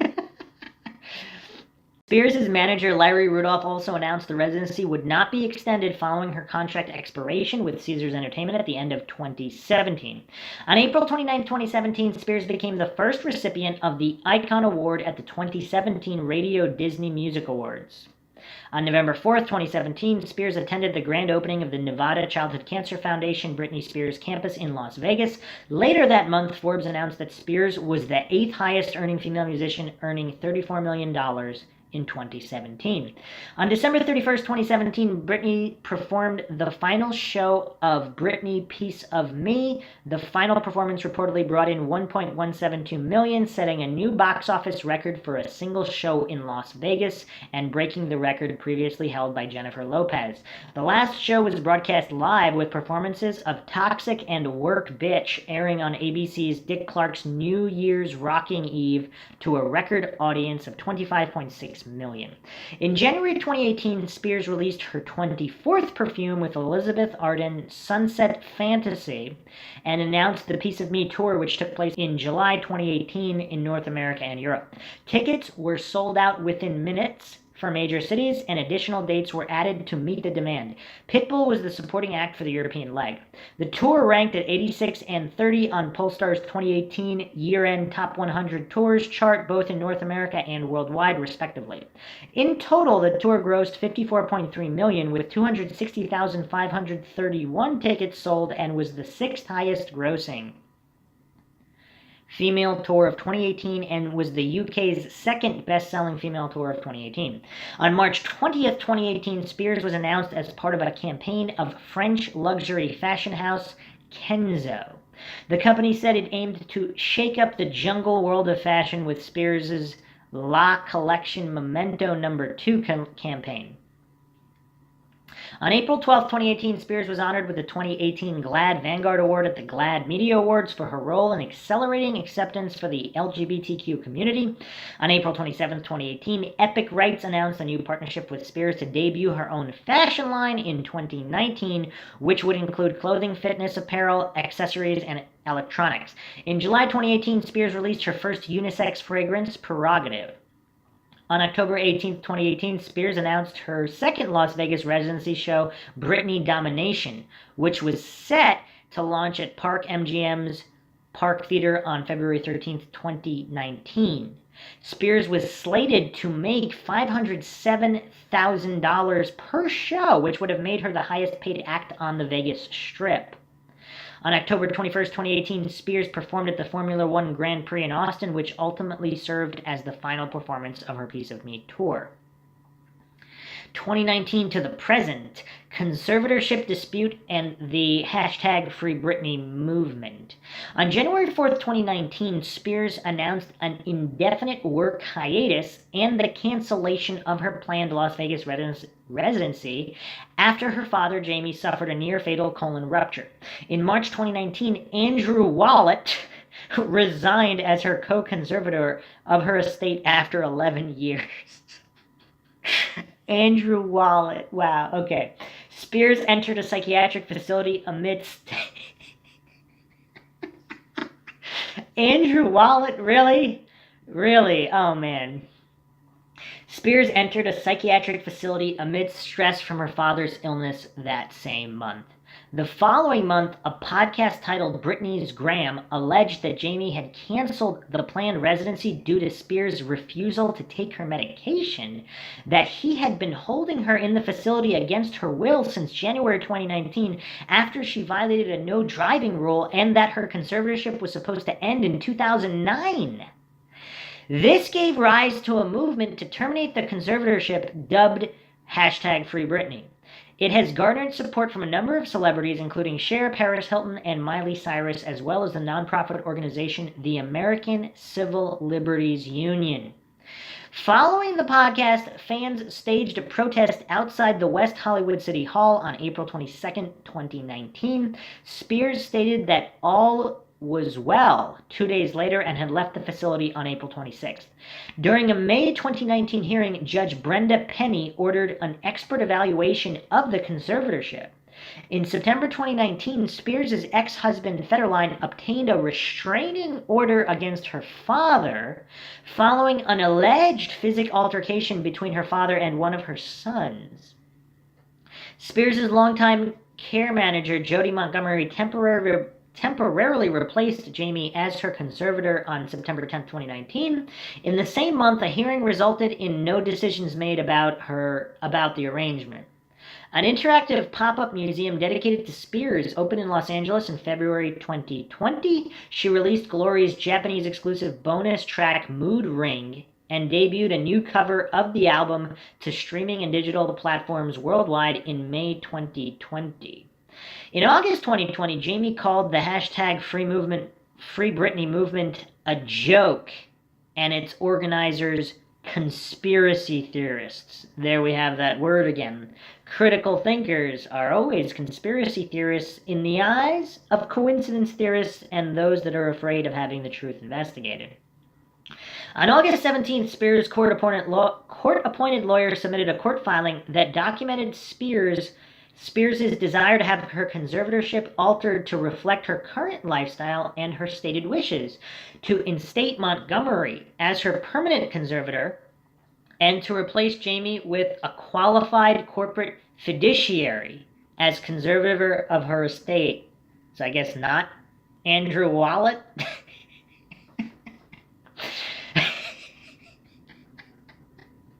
Andrew Wallet. Oh, man. 4 days later, Judge Penny extended the establishment arraignment until February 2021, which is this month. In November 2020, Judge Penny approved Bessemer Trust as co-conservator of Spears' estate alongside Jamie. And before we go back to a lot of these issues with the conservatorship, isn't it kind of scary how someone who, so supposedly Britney Spears' mental evaluations are that she is not impaired, so, or at least her current ones. So it's kind of scary that somebody, especially as powerful as Britney Spears, complete adult, a mature adult at this stage anyway, I mean, we won't go into the past years, can't even do as they will with their own finances or with their life or business decisions. I mean, it's just absolutely mind-boggling and mind-shocking. Just really, really bizarre. So, some more background info here. Influences: Spears has cited Madonna, Janet Jackson, and Whitney Houston as being major influences in her career, her 3 favorite artists as a child, whom she would sing along to day and night in her living room. Houston's I Have Nothing was the song she auditioned to that landed her record deal with Jive Records. Spears also cites Mariah Carey as one of the main reasons she started singing. Throughout her career, Spears has drawn frequent comparisons to Madonna and Jackson in particular in terms of vocals, choreography, and stage presence. According to Spears, I know when I was younger I looked up to people, like, Janet Jackson and Madonna, and they were major inspirations for me. But I also had my own identity and I knew who I was. In the 2002 book Madonna Style by Carol Clerk, she is quoted saying, I have been a huge fan of Madonna since I was a little girl. She's the person that I've really looked up to. I would really, really like to be a legend like Madonna. Spears cited That's the Way Love Goes as the inspiration for her song Touch of My Hand from her album In the Zone, saying, I like to compare it to That's the Way Love Goes, kind of a Janet Jackson thing. She also said her song Just Love Me from her Glory album also reminded her of That's the Way Love Goes. After meeting Spears face-to-face, Janet Jackson stated, she said to me, I'm such a big fan, I really admire you. That's so flattering. Everyone gets inspiration from someplace, and it's awesome to see someone else coming up who's dancing and singing and seeing how all these kids relate to her. A lot of people put it down, but what she does is a positive thing. Madonna said of Spears in the documentary Britney for the Record, I admire her talent as an artist. There are aspects about her that I recognize in myself when I first started out in my career. She has also named Michael Jackson, Mariah Carey, Sheryl Crow, Otis Redding, Shania Twain, Brandy, Beyonce, Natalie Imbruglia, Cher, and Prince as sources of inspiration. Spears has also felt inspired by artists of younger generations such as Selena Gomez and Ariana Grande. Musical style: Spears is described as a pop artist and generally explores the genre in the form of dance pop. Following her debut, she was credited with influencing the revival of teen pop in the late 1990s. Rob Sheffield of Rolling Stone wrote, Britney Spears carries on the classic archetype of the rock and roll teen queen, the dungaree doll, the angel baby who just has to make a scene. In a review of Baby One More Time, Stephen Thomas Erlewine of AllMusic referred to her music as a blend of infectious rap, inflected dance pop, and smooth balladry. Oops, I Did It Again saw Spears working with several R&B producers, which led to a combination of bubblegum, urban soul, and raga. Her third studio album, Britney, derived from the teen pop niche rhythmically and melodically, but was described as sharper, tougher than what came before, incorporating genres such as R&B, disco, and funk. Spears has explored and heavily incorporated the genres of electropop and dance music in her records, as well as influences of urban and hip-hop, which are most present in the Zone and Blackout. In the Zone also experiments with Eurotrance, reggae, and Middle Eastern music. Femme Fatale and Britney Jean were also heavily influenced by electronic music genres. Spears' ninth studio album, Glory, is more eclectic and experimental than her previously released work. She commented that it took a lot of time, it's really different. There are like 2 or 3 songs that go in the direction of more urban that I've wanted to do for a long time now, and I just haven't really done that. The music found on Baby One More Time and Oops, I Did It Again generally addresses themes as love and relationships from a teenager's point of view. Following the massive commercial success of her first 2 studio albums, Spears' team and producers wanted to maintain the formula that took her to the top of the charts. Spears, however, was no longer satisfied with the sound and themes covered on her records. She co-wrote 5 songs and chose each track's producer on her third studio album, Britney, which lyrics address the subjects of reaching adulthood, sexuality, and self-discovery. Sex, dancing, freedom, and love continued to be Spears' music main subjects on her subsequent albums. Her 5th studio effort, Blackout, also addresses issues such as fame and media scrutiny, most notably on the song Piece of Me. Spears' music has also been noted for some catchphrases. The opening in her debut single Baby One More Time, Oh Baby Baby, is considered to be one of her signature lines and has been parodied in the media by various artists such as Nicole Scherzinger and Ariana Grande. It has been used in varying forms throughout her music, such as simply Baby and Oh Baby, as well as the Blackout track Ooh Ooh Baby. On the initial development of Baby One More Time, Barry Weiss noted Spears' inception of the catchphrase. Andrew Wallet, man. Andrew Wallet, the lawyer to manage your finances. Oh, man. All right, let's get focused here. Barry Weiss noted Spears' inception of the catchphrase from her strange ad-libbing during the recording of the song. He commented further, we thought it was really weird at first. It was strange. It was not the way Max wrote it. But it worked. We thought it would be a really good opening salvo for her. The opening line in Gimme More, It's Britney, bitch, has become another signature phrase. An early review of Blackout suggested... Andrew Wallet. Whoa. Okay. An early review... Oh, man.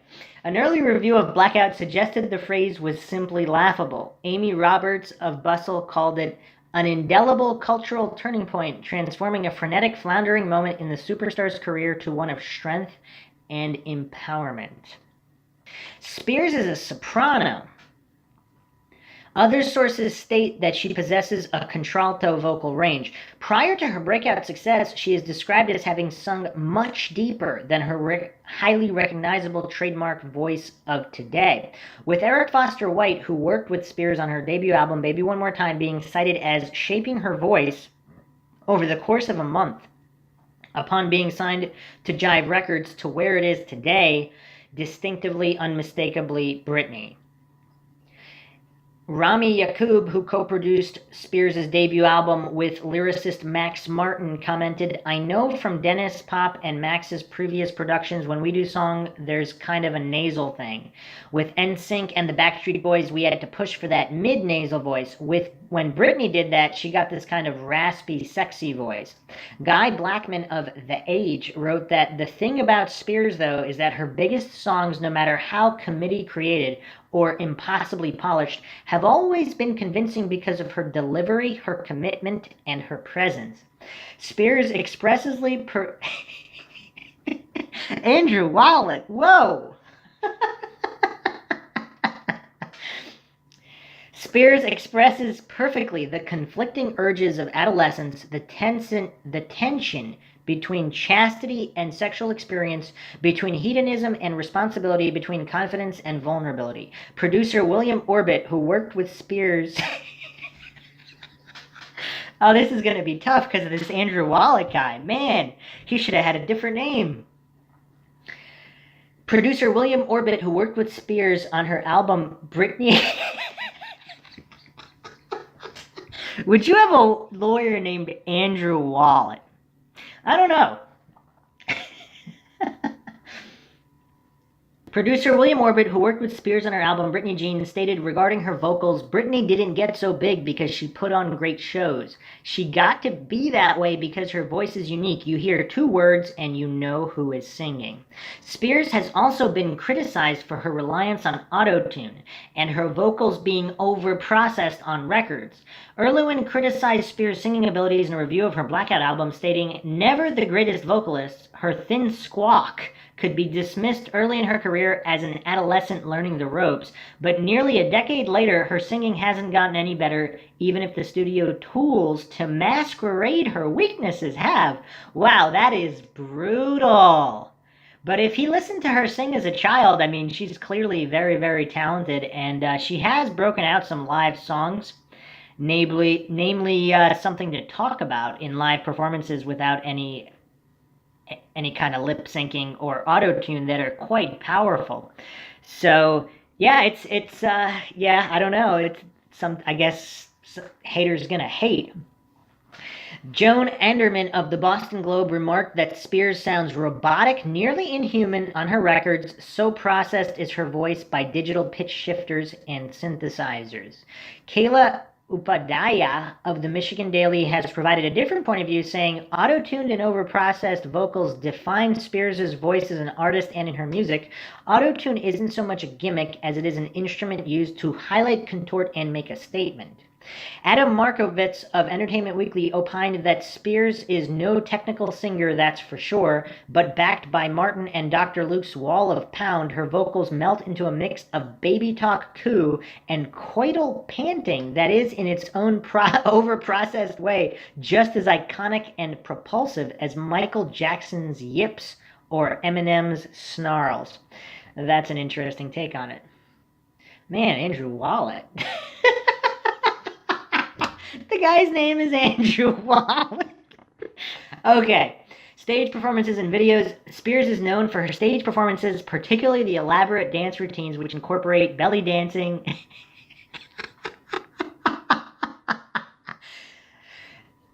and tempered erotic moves that are credited with influencing dance-heavy acts such as Danity Kane and the Pussycat Dolls. Rolling Stone readers voted Spears as the second favorite dancing musician. Spears is described as being much more shy than what her stage persona suggests. She has claimed that performing is a boost to her confidence. It's like an alter ego type thing. And that's something else too, the whole alter ego thing. I'd probably have to do a podcast on that in its own right, but it's got some deep occult roots. A lot of stars, particularly singers, refer to this alter ego. Some people believe it's tied to this MK Ultra, split personality, side effects, and all of these things. Something clicks and I go and turn into this different person. I think it's kind of a gift to be able to do that. Her 2000, 2001, and 2003 MTV Video Music Awards performances were lauded, while her 2007 presentation was widely panned by critics as she teetered through her dance steps and mouthed only occasional words. Billboard called her 2016 comeback performance at the show an effective but not entirely glorious bid to regain pop superstardom. After her knee injuries and personal struggles, Spears' showmanship and dance abilities came under criticism. Serge F. Kovaleski of the New York Times watched her Las Vegas concert residency in 2016 and said, "Once a fluid natural dancer, Miss Spears can appear stiff, even robotic today, relying on flailing arms and flashy sets." Las Vegas Sun's Robin Leach seemed more impressed over Spears' efforts on the concert by saying that she delivered a flawless performance on the residency's opening night. It has been widely reported that Spears lip-syncs during live performances, which often draws criticism from music critics and concert goers. Some, however, claimed that although she got plenty of digital support, she doesn't merely lip-sync during her live shows. In 2016, Sabrina Weiss of Refinery 29 referred to her lip-syncing as well-known fact that's not even taboo anymore. Noting on the prevalence of lip-syncing, Los Angeles Daily News opined, "In the context of a Britney Spears concert, does it really matter? You just go for the somewhat ridiculous spectacle of it all." Spears has commented on the topic, saying, "Because I'm dancing so much, I do have a little bit of playback, but there's a mixture of my voice and the playback," she added. "It really pisses me off because I'm busting my ass out there and singing at the same time, and nobody ever gives me credit for it." Well, I would say her real fans do. In 2012, VH1 ranked Spears as the fourth greatest woman of the video era, while Billboard ranked her as the eighth greatest music video artist of all time in 2020, explaining the storylines, the outfits, the dancing. Right from the start, the pop princess established the lengths of her creativity with some of the most memorable videos of the last 3 decades. She has been retroactively noted as the pioneer for her early career videography. She conceptualized the iconic Catholic schoolgirl and cheerleader motif in the Baby One More Time video, rejecting the animation video idea. She also made the Oops, I Did It Again video dance-centric rather than space-centric, as her producers suggested. She also used her dancers' intuition to help select the beats for each track. Public image. Upon launching her music career with Baby One More Time, Spears was labeled a teen idol, and Rolling Stone described her as the latest model of a classic product. The unneurotic pop star who performs her duties with vaudevillian pluck and spokesmodel charm. The April 1999 cover of Rolling Stone featured Spears lying on her bed wearing an open top, revealing her bra and shorts while clutching a Teletubby. The American Family Association referred to the shoot as a disturbing mix of childhood innocence and adult sexuality, and called on God-loving Americans to boycott stores selling Britney's albums. Spears responded to the outcry, commenting, "What's the big deal? I have strong morals. I'd do it again. I thought the pictures were fine, and I was tired of being compared to Debbie Gibson and all of this bubblegum pop all the time." Shortly before, Spears had announced publicly that she would remain abstinent until marriage. An early criticism of Spears dismissed her as a manufactured pop star, the product of a Swedish songwriting factory that had no real hand in either her music or her persona, which Vox editor Constance Grady assesses as being perpetuated from the fact that Spears debuted in the late 90s when music was dominated by rockism that prizes so-called authenticity and grittiness of rock above all else. Spears' slick, breezy pop was an affront to rockist sensibilities, and claiming that Spears was fake was an easy way to dismiss her. Ron Levy for Rolling Stone noted that, "I have to tell you, if the record company could have created more than one Britney Spears, they would have done it, and they tried." And of course, the occultists and hardcore conspiracy theorists with their tinfoil hats would say that that was a nod to the cloning situation and the cloning theories, which we will be getting to shortly. Billboard opined that by the time she released her sophomore album, Oops, I Did It Again, there was a shift occurring in both the music and her public image. She was sharper, sexier, and singing about more grown-up fare, setting the stage for 2001's Britney, which shed her innocent skin and ushered her into adulthood.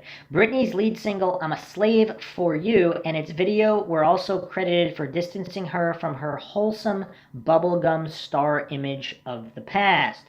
Stephen Thomas Erlewin of AllMusic commented, if 2001's Britney was a transitional album capturing Spears at the point when she wasn't a girl and not yet a woman, its 2003 follow-up In the Zone is where she finally completed that journey and turned into Britney the adult woman.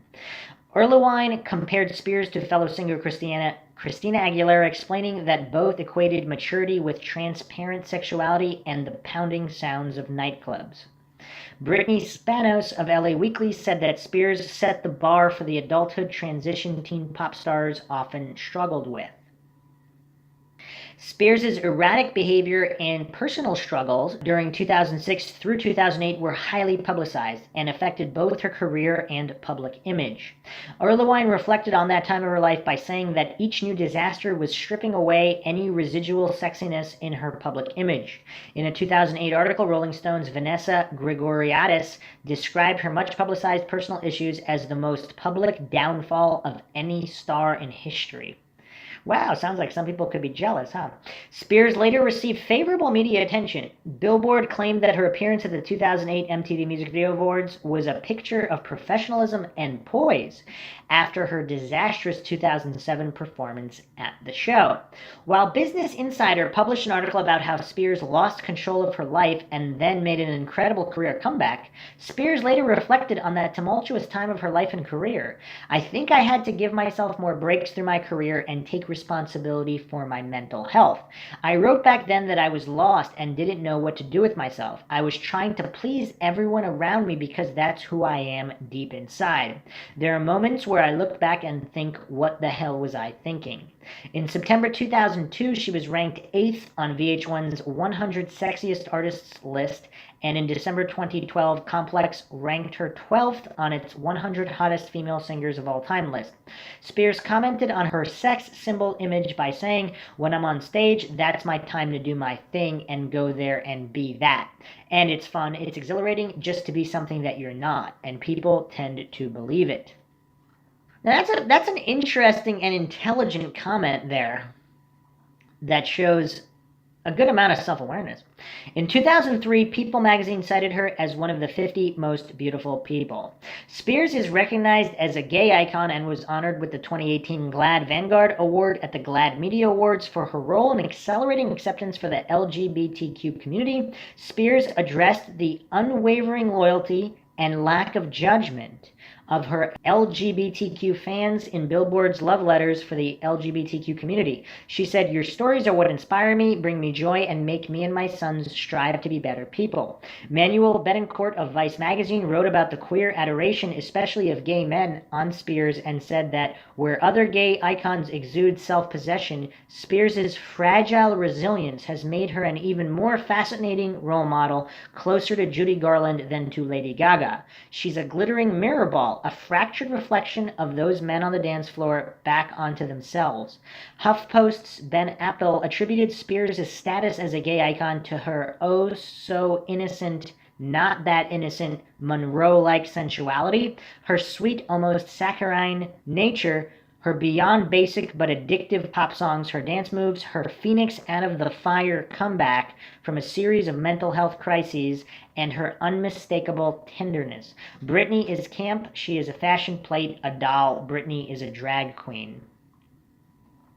Since her early years of stardom, Spears became a tabloid fixture and a paparazzi target.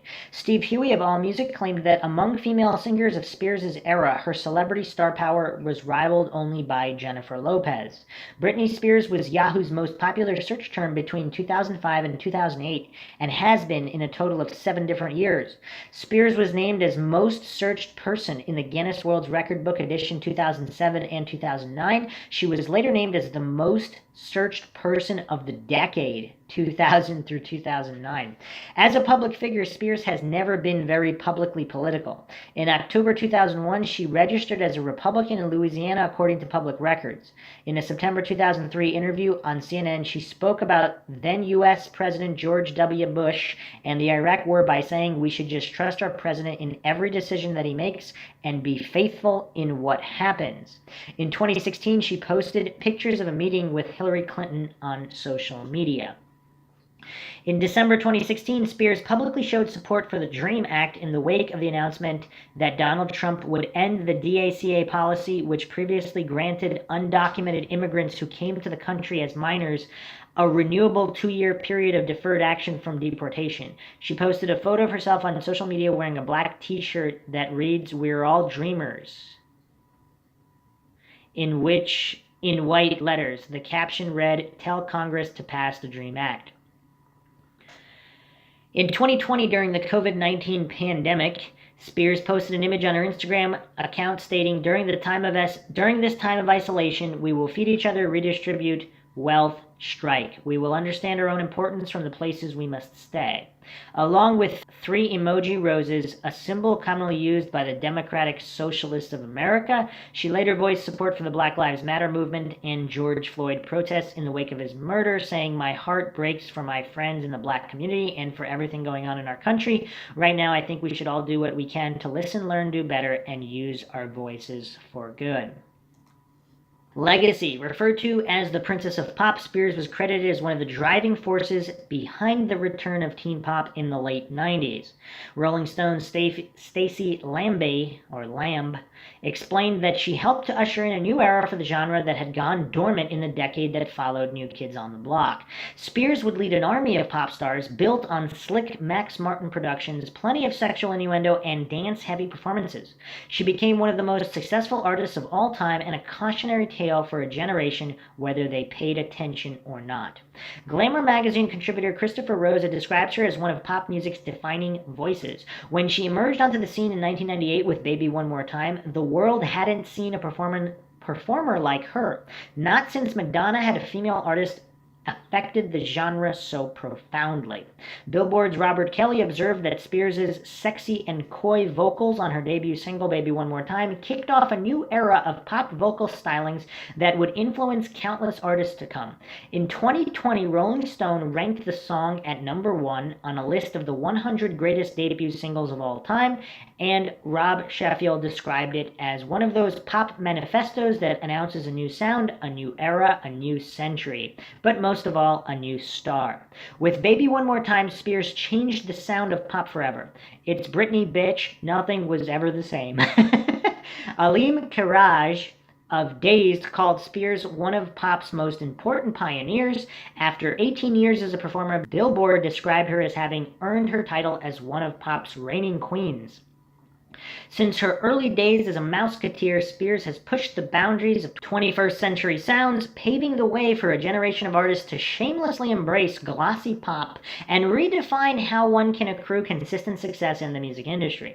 Entertainment Weekly's Adam Markovitz described Spears as an American institution, as deeply sacred and messed up as pro wrestling or the filibuster. In 2012, she was ranked as the 4th VH1's 50 Greatest Women of the Video Era show list. VH1 also cited her among its choices on the 100 Greatest Women in Music in 2012 and the 200 Greatest Pop Culture Icons in 2003. In 2020, Billboard ranked her 8th on its 100 Greatest Music Video Artists of All Time list. Spears' work has influenced numerous artists, including Katy Perry, Meghan Trainor, Demi Lovato, Kelly Key, Christiana DeBarge, Little Boots, Charli XCX, Marina Diamandis, Tegan and Sara, Pixie Lott, Grimes, Selena Gomez, Haley Steinfeld, Pablo Vittar, Tinashe, Victoria Justice, Cassie, Leah Wellbaum of Sloth Rust, The Saturdays, Normani, Miley Cyrus, Cheryl, Lana Del Rey, Ava Max, Billie Eilish, Sam Smith, and Rina Sawayama.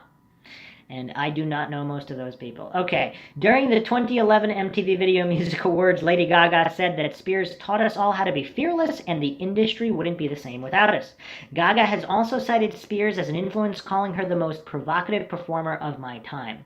Before Spears joined the X Factor, Simon Cowell explained that he is fascinated by Britney. The fact that she's one of the most talked about, not just pop stars, but people in the world today means that you've got this star power. She's still hot, she's still having hit records, and she's still controversial. There's a reason for that. Marina Diamandis named Spears as the main influence behind her album Electra Heart. Lana Del Rey has said that the music video for Toxic inspires her. Spears has a direct influence on singer Porcelain Black's work after growing up around her music as a child. Black describes her music as a love child between Marilyn Manson and Spears. Rita Ora's music video for Only Want You was inspired by Spears' Every Time music video and said in a stories from Instagram, "Hey, Britney Spears, this was for you because I love you so. Pay homage to the ones who inspire you. #icon." Spears has been credited with redefining Las Vegas residencies as a retirement place for musicians. Britney Piece of Me was described as the natural evolution of Celine Dion's powerhouse Vegas residency, a still charting star of another generation, redefining the role of strip headliner. Forbes named Spears the 6th highest earning female musician of 2015. She is credited with influencing and paving the way for other artists' residencies such as Jennifer Lopez, All I Have, Bruno Mars's Bruno Mars at Park MGM, and Backstreet Boys Larger Than Life. The arrival of Spears saw the pop promoters finally tap into the younger crowd arriving in town for a good time. Spears' much publicized personal struggles and her career comeback after this period has inspired some artists. Gwyneth Paltrow's character in the 2010 film Country Strong was inspired by the singer's treatment by the media. According to film director Shayna Fest, that's where this movie came from. I mean, I was seeing what was happening in the media to Britney Spears. I think it's tragic how we treat people who give us so much, and we love to see them knocked down, to build them back up again, to knock them down again. Nicki Minaj has cited Spears' comeback after her much-publicized personal issues as an inspiration. Spears' hounding by paparazzi and personal struggles also contributed to inspiring Barry Manilow's album 15 Minutes. Manilow said she couldn't have a life without them pulling up next to her car and following her and driving her crazy to the point where that was around the time she shaved off her hair. We all looked at it in horror, so it seemed like a thing to be writing an album about. Bebo Norman wrote a song about Spears called Britney, which was inspired by culture's make-or-break treatment of celebrities. Awards and achievements. Throughout her career, Spears has earned numerous awards and accolades, including a Grammy Award, 13 Guinness World Records, 6 MTV Video Music Awards, including the Michael Jackson Video Vanguard Award, 7 Billboard Music Awards, including the Millennium Award, and the inaugural Radio Disney Icon Award, the GLAAD Media Awards Vanguard Award, and a star in the Hollywood Hall of Fame. She is listed by the Guinness World Records as having the best-selling album by a teenage solo artist for her debut album, Baby One More Time, which sold over 13 million copies in the U.S. Melissa Ruggieri of the Richmond Times-Dispatch reported she's also marked for being the best-selling teenage artist. Before she turned 20 in 2001, Spears had sold over 37 million albums worldwide. As of 2017, according to the BBC, she has sold over 100 million records worldwide, making her one of the best-selling music artists of all time, and more than 70 million records in the US, including 36.9 million digital singles and 33.6 million digital albums. Spears is also recognized as the best-selling female album artist of the 2000s in the US, as well as 5th overall. In December 2009, Billboard ranked Spears the 8th artist of the 2000s decade in the United States. She is one of the few artists in history to have had a #1 single and #1 studio album in the US during each of the 3 decades of her career. With 3 in 2009 and Hold It Against Me in 2011, she became the second artist after Mariah Carey in the Hot 100's history to debut at #1 with 2 or more songs. In 2016, Spears ranked at number 20 on Billboard's Greatest of All Time Top Dance Club Artists list. Philanthropy. Spears founded the Britney Spears Foundation, a charitable entity set up to help children in need. The philosophy behind the foundation was that music and entertainment has a healing quality that can benefit children. The foundation also supported the annual Britney Spears Camp for the Performing Arts, where campers had the opportunity to explore and develop their talents. In April 2002, through the efforts of Spears and the Britney Spears Foundation, a grant of $1 million was made to the Twin Towers Fund to support the children of uniformed service heroes affected by the terrorist attacks of September 11, 2001, including New York City Fire Department and the Emergency Medical Services Command, the New York City Police Department, the Port Authority of New York and New Jersey, the New York State Office of Court Administration, and other government offices. However, it was reported in 2008 that the foundation had a deficit of $200,000. After the singer went through the conservatorship, her father and lawyer, Andrew Wallet, zeroed out the effort, leading to its closure in 2011. which is quite sad. Britney Spears probably would have wanted that to continue, but her father and lawyer Andrew Wallet might have wanted to line their wallets further. On October 30th, 2001, Spears, alongside Bono and other popular recording artists under the name Artists Against AIDS Worldwide, released an album consisting of multiple versions of Marvin Gaye's What's Going On, with the intention to benefit AIDS programs in Africa and other impoverished regions. In the wake of Hurricane Katrina in 2006, Spears donated $350,000 to Music Rising. Later in 2011, the singer raised $200,000 during an evening of Southern style at a private residence in Beverly Hills to benefit the St. Bernard Project, with the help of several celebrities including Hilary Duff, Selena Gomez, Kelly Osbourne, Kellen Lutz, and Kim Kardashian. Spears has also helped several charities during her career, including Madonna's Kabbalah-based Spirituality for Kids. That sounds ominous. Cancer charity Gilda's Club Worldwide, Promises Foundation, The United Way, with the latter focusing on giving families with various disadvantaged situations new hope and stable foundations for the future. October 24, 2015, Spears donated $120,000 to the Nevada Childhood Cancer Foundation. In addition, $1 of each ticket sale for her Las Vegas residency, Britney Piece of Me, was donated to the nonprofit organization. Spears also fundraised for the charity through social media, in addition to selling limited edition merchandise, with all proceeds going to the NCCF. On October 27, 2016, Spears partnered with Zappos and X-Cycle to host the Britney Spears Piece of Me charity ride in Boca Park, Las Vegas, to raise additional money towards her goal of $1 million for the NCCF, with $450,000 having already been raised from Spears' ticket sales and merchandise. Participants were entered for a chance to win a spin class with Spears herself. The event ultimately went on to raise $553,130. The fundraising ultimately led to the development of the NCCF Britney Spears campus in Las Vegas, which saw its grand opening on November 4th, 2017. Spears also regularly participates in Spirit Day to combat bullying of LGBTQ youth and bullying. In March 2020, Spears was participating in the hashtag Do Your Part challenge. I thought that said Do Your Pet challenge. Oh man, Andrew Wallet's got me seeing funny. Spears was participating in the hashtag Do Your Part challenge, which entails helping people with anything they might need during the coronavirus crisis. She told fans to send her messages on Instagram if they needed supportive words during the coronavirus pandemic, with Spears picking 3 fans. Okay, so now that we have an extensive background on Britney Spears and all these timelines, there's a couple things curiously not mentioned here. And of course, the number one thing we will be talking about is an album known as Original Doll, featuring the song Mona Lisa. This, of course, is nowhere to be found on the official Wikipedia, and its very existence denied by record labels, which is very curious. So I will be reading 2 articles here, which are both similar, but they kind of encompass the conspiracy for the cloning. And even if we take the cloning out of the picture, it still leaves a few other issues on the table, including how Britney Spears was treated, how her career was supposedly out of her hands for a period of time, even before the conservatorship, and all of these shady dealings that encompass the Britney Spears conspiracy.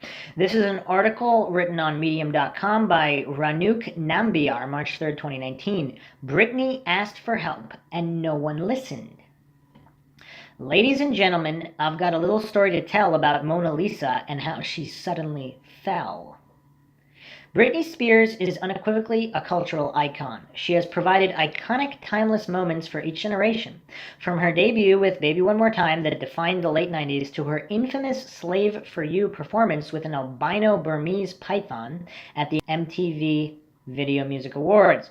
Of course, this was just one of her many memorable performances, from the time she stripped to a nude-colored bodysuit for Oops, I Did It Again, to kissing Madonna on the lips in front of Justin Timberlake, and I'll bet infamously her tumultuous return and underwhelming opening at the 2007 VMAs.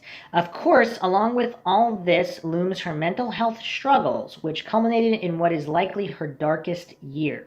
From hooking up with a member of the paparazzi to bashing the car of another's with an umbrella after shaving her head clean, Britney was in the headlines for all the wrong reasons. When she performed that year at the VMAs, it was clear that the Princess of Pop was not ready for the stage again. Following rehabilitation, a messy divorce, a custody battle, and the control of her finances being handed over to her father, Britney finally returned with her far more successful Circus. The events of that year still resonate with pop culture today, with Katy Perry having ignorantly joked about it on the Grammys red carpet a year back. As outsiders, we can label Britney however we like, from a poor role model to an ineffective mother, from a harlot to an unprofitable alcoholic. What we must remember, however, is that on a cold winter's day in 2004, at the height of her fame with Toxic, Britney Spears illegally premiered an unreleased song on the radio. A song that would eerily mimic itself in reality as she would slowly lose herself and break down. As the story goes, the radio station Kiss FM received a call from someone claiming to be Britney Spears, and how they wanted to premiere a new song on the radio. As anyone else would, Jesse Lozano, the host of the station, dismissed the call as a prank. Someone like Britney Spears, whose fame at the time is comparable to that of Taylor Swift, would never just randomly call a station and put out a song. Sure enough, of course, the one, the only, Britney Spears shows up at the station with her dog, her bodyguard, and an unmarked CD in hand. A shell-shocked Lozano and Britney quickly settle in for this unscripted appearance. Britney, while sounding chirpy, does refrain from conversing. Instead, she is more keen to get the song played. This new song, titled Mona Lisa, was in Spears' words expected to be the lead single from her supposed follow-up to In the Zone, titled Original Doll. And then, of course, even Original Doll there denotes that there are other dolls made from the original doll, and this is the first doll.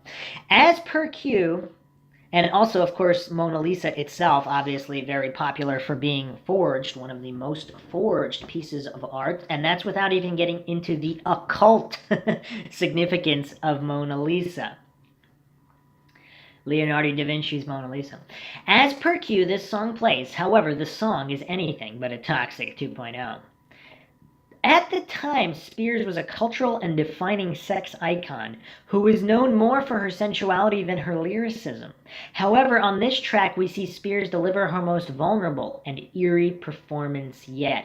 Music can induce a variety of emotions: love, lust, hatred, jealousy, and sadness. However, very few tracks ever instill a sense of fear in the listener. Mona Lisa undoubtedly is one of these ominous tunes. The song revolves around a woman by the name of Mona Lisa. Mona Lisa is one of the most well-known and culturally significant paintings to ever exist. Its home, the Louvre, reported that a good majority of visitors came solely to see this one painting. Hence, she is referring to herself as Mona Lisa. Just like those visitors, the world was tantalized and obsessed with Britney Spears. They couldn't have enough of her. Everything she touched turned to gold. Her relationship with Timberlake was one of the most high-profile romances to ever exist. Britney Spears was the most valuable item anyone could have in possession. But that's the thing. They treated her as a prized asset, not as a human. The paparazzi had no regard for Britney's personal space and frequently stalked her for days on end. Her house would be crowded with photographers like roaches.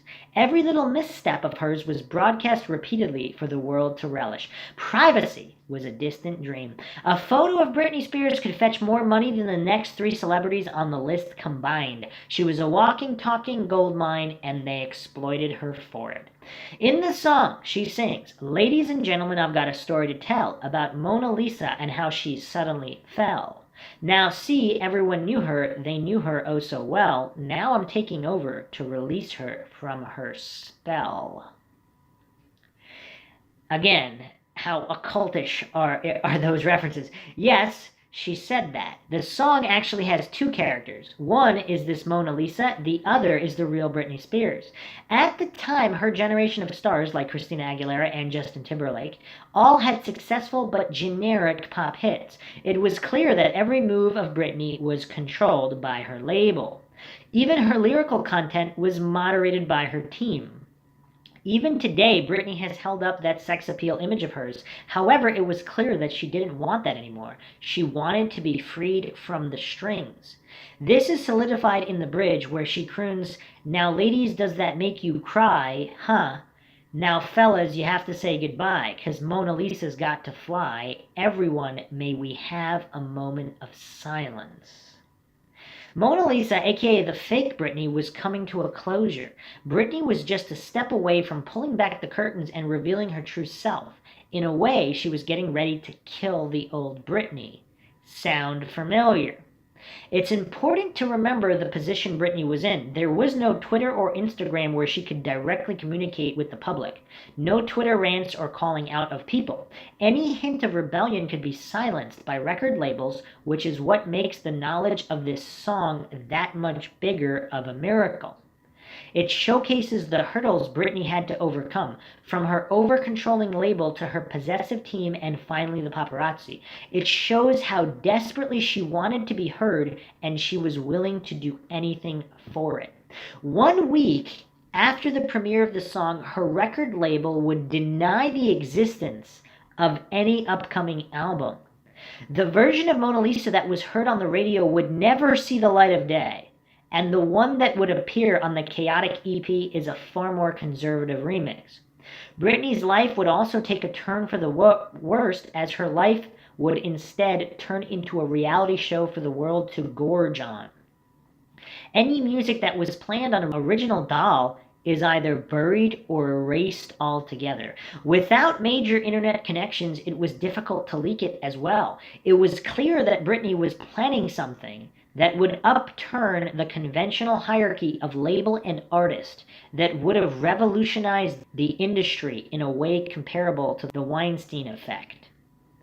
Unfortunately, we may never know what would have happened. After 3 problematic years, Britney would return with her 5th studio album, Blackout. None of the tracks scheduled for Original Doll would make it on Blackout, and Britney has never referenced the lost album ever again. In today's time, record label censorship and the consequences of fame is still an open secret. Of course, the only difference is that Twitter now exists, and artists can at any time express their opinion sans censorship. But imagine, if even now this exists, then fathom the levels of silencing that occurred back in the day. The only hint of this we have is a low-quality 3-minute clip from an interview where Britney Spears premiered a song that would never be heard again. And here are their full lyrics here. This is the story about Mona Lisa, the Mona Lisa. Ladies and gentlemen, I've got a little story to tell about Mona Lisa and how she suddenly fell. See, everyone knew her. They knew her oh so well. Now I am taking over to release her from her spell. She's the original. She's unforgettable. She wants you to know she's been gone. It's kind of incredible. She's so unpredictable. She wants you to know she's been gone, she's been gone, she's been gone. She was taken under, drowning in her sea, running like an angel. She was crying and could not see. Oh no, now see, everyone's watching as she starts to fall. They want her to break down, be a legend of her fall. I mean, is this a weird, dark premonition? I mean, it's very, very eerie. She's the original, she's unforgettable, and she wants you to know she's been gone. It's kind of incredible. She's so unpredictable, she wants you to know she's been gone, she's been gone, she's been gone. Ladies, does that make you cry? Mona Lisa's got to fly. Nobody really dies. Everyone, may we have a moment of silence right here. God. She's the original, she's unforgettable, she wants you to know she's been gone. It's kind of incredible, she's so unpredictable. She wants you to know that she's home, that she's home. She's the original, she's the unforgettable, she wants you to know she's been gone. It's kind of incredible, she's so unpredictable, she wants you to know that she's home, that she's home, that she's home. Nobody really dies. So is that indicative of cloning right there? There's also a couple of changed lyrics to now don't have a breakdown, you will hit the freaking wall. And then, of course, the she's been cloned lines. Also, she's been cloned. Mona Lisa, she's been cloned. What is she trying to say here? You almost can't make this stuff up. And what followed was a period of turmoil for her. So was this her trying to break free of these contracts and other people controlling her at that time, and then she failed to do so, and this caused a major breakdown? Was this a result of some MK Ultra mind control experiments, or was she really cloned? And it is quite a rabbit hole to look at some of these celebrity cloned videos. Some of them are obvious nonsense. Others, they seem to have some interesting points about the shapes of skulls and all these things, but is it possible that celebrities could have doubles simply like political figures? Not necessarily for safety, but if you're that rich and you don't want to do certain appearances, I mean, would you have a double? I don't know. There's a lot. Again, let's not fall for black and white fallacies.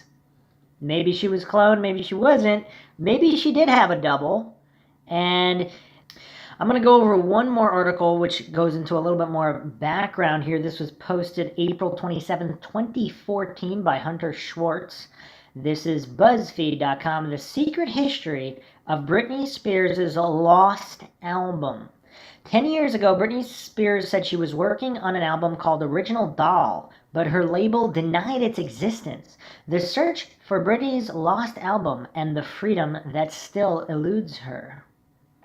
The KISS-FM offices in Burbank, California were nearly deserted the day Britney Spears called. It was December 2004, just before New Year's Eve.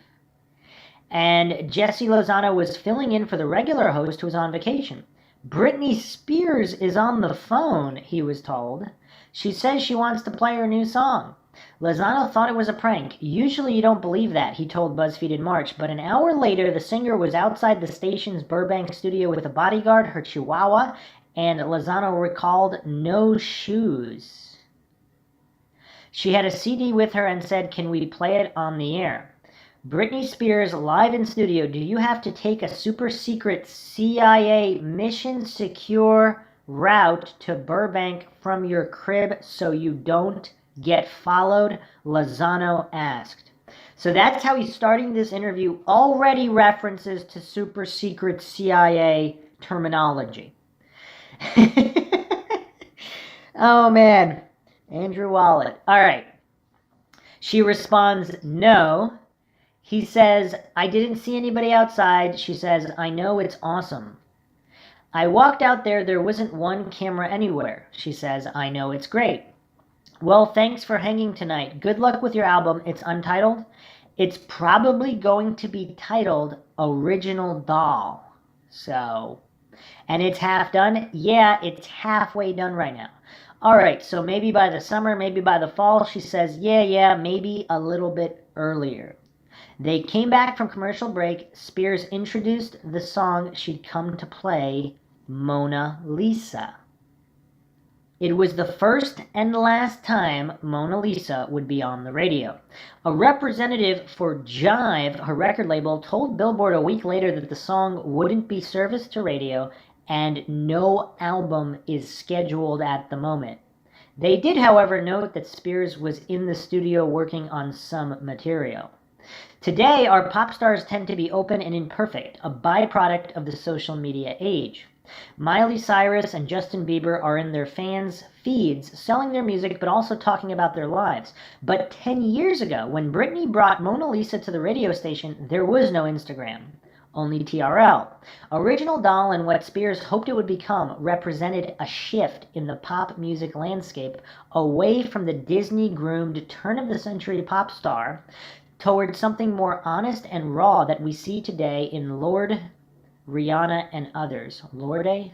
Rihanna, and others. The 22-year-old Spears didn't have a Twitter account to vent with, or a SoundCloud page she could post her songs on, but for a small window of time, she managed to bypass the gatekeepers to tell the public what was on her mind. She had long been criticized as a puppet, but Original Doll was her attempt to cut the strings. But it would be 3 years, 2 trips to rehab, and 1 divorce before she would release another studio album. And by then, Original Doll was scrapped and forgotten.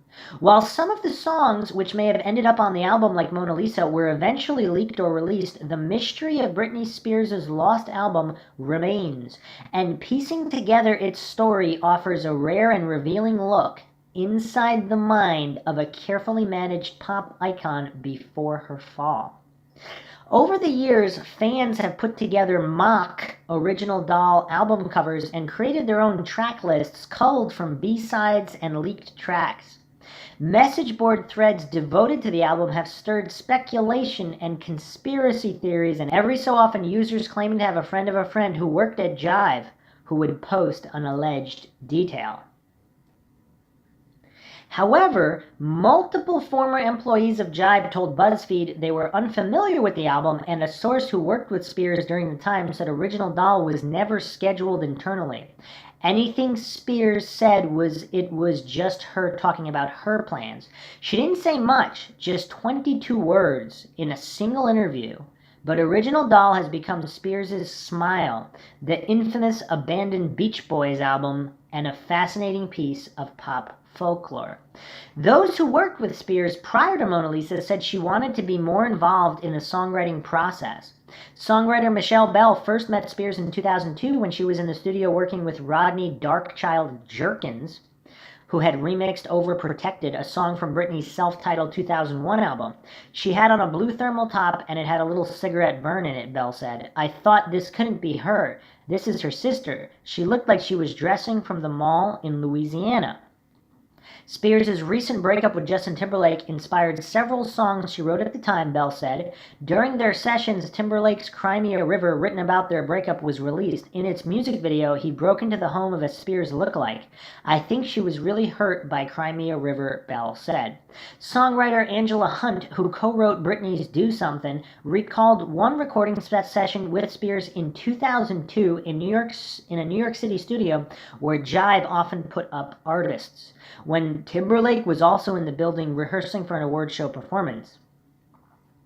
We couldn't hear Justin exactly, but you could hear the music, hear the voice, she said. She was a little irritated by that. Then she came in and it was like nothing happened and we started recording, and she was a complete professional from beginning to end. Every time has been described as Spears' response to Cry Me a River and an apology. I may have made it rain. Please forgive me. My weakness caused you pain, and this song's my sorry.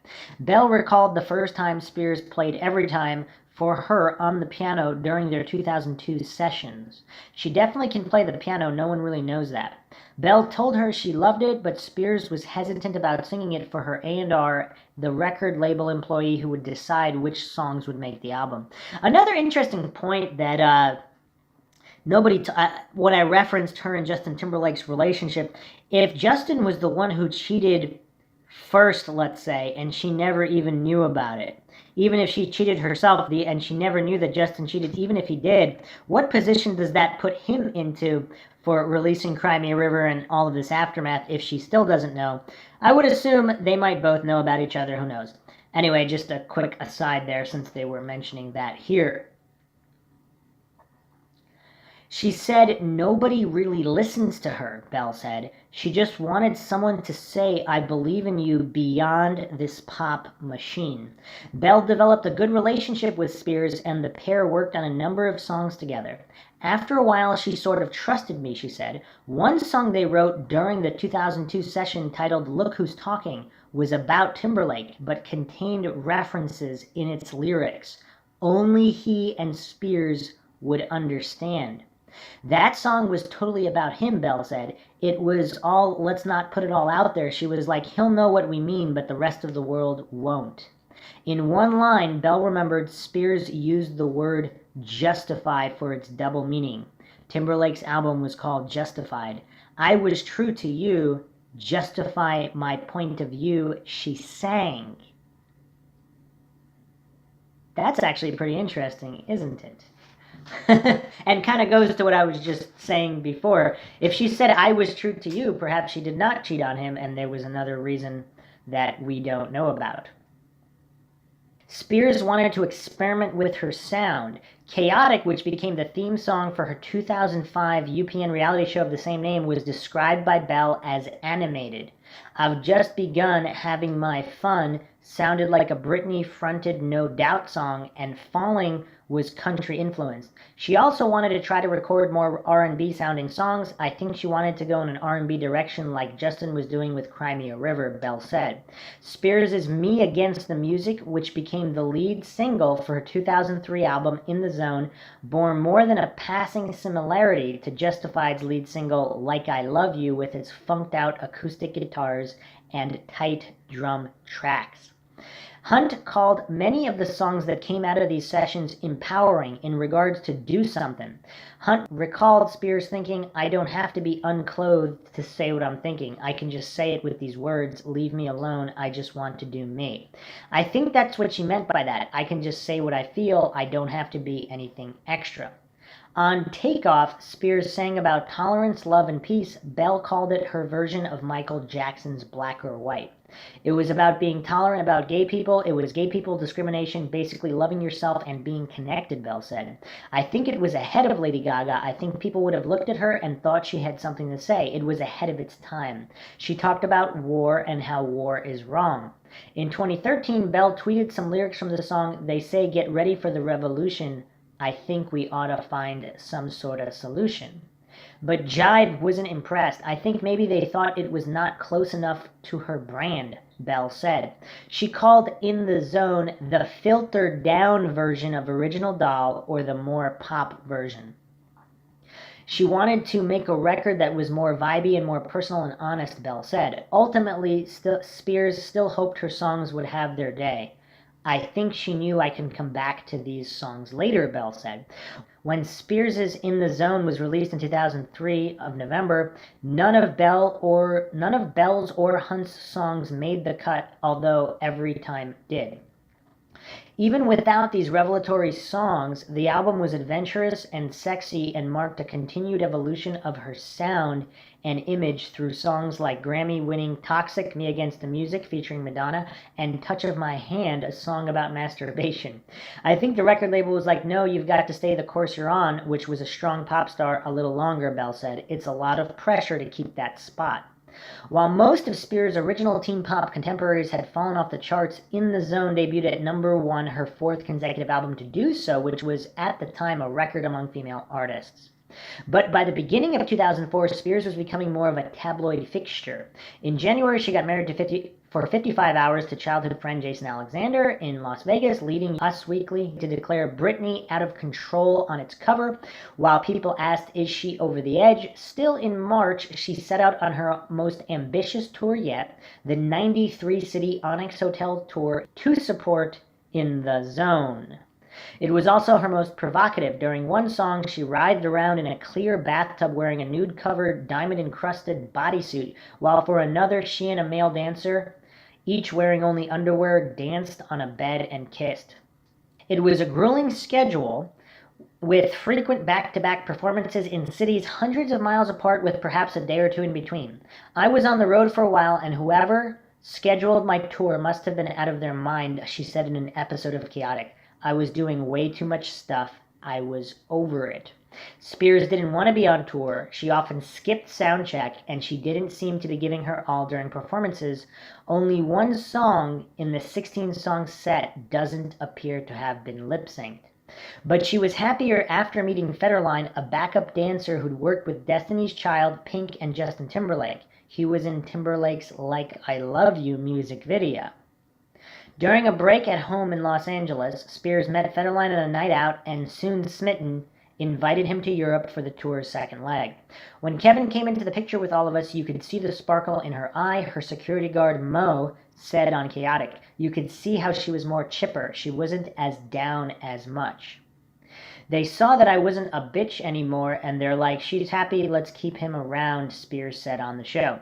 It was also during this time that Spears brought Mona Lisa to sound check before one of her shows, said Stephanie Alexander, a backup singer on the tour. She sang it a cappella and had her band work out an arrangement.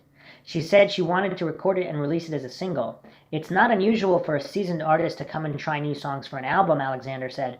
For Britney, it was unusual because she was a pop act. They tweaked and perfected the song over several sound checks. Spears said she wanted Gregorian chanting, which Alexander found interesting because Crimea River also featured Gregorian chanting.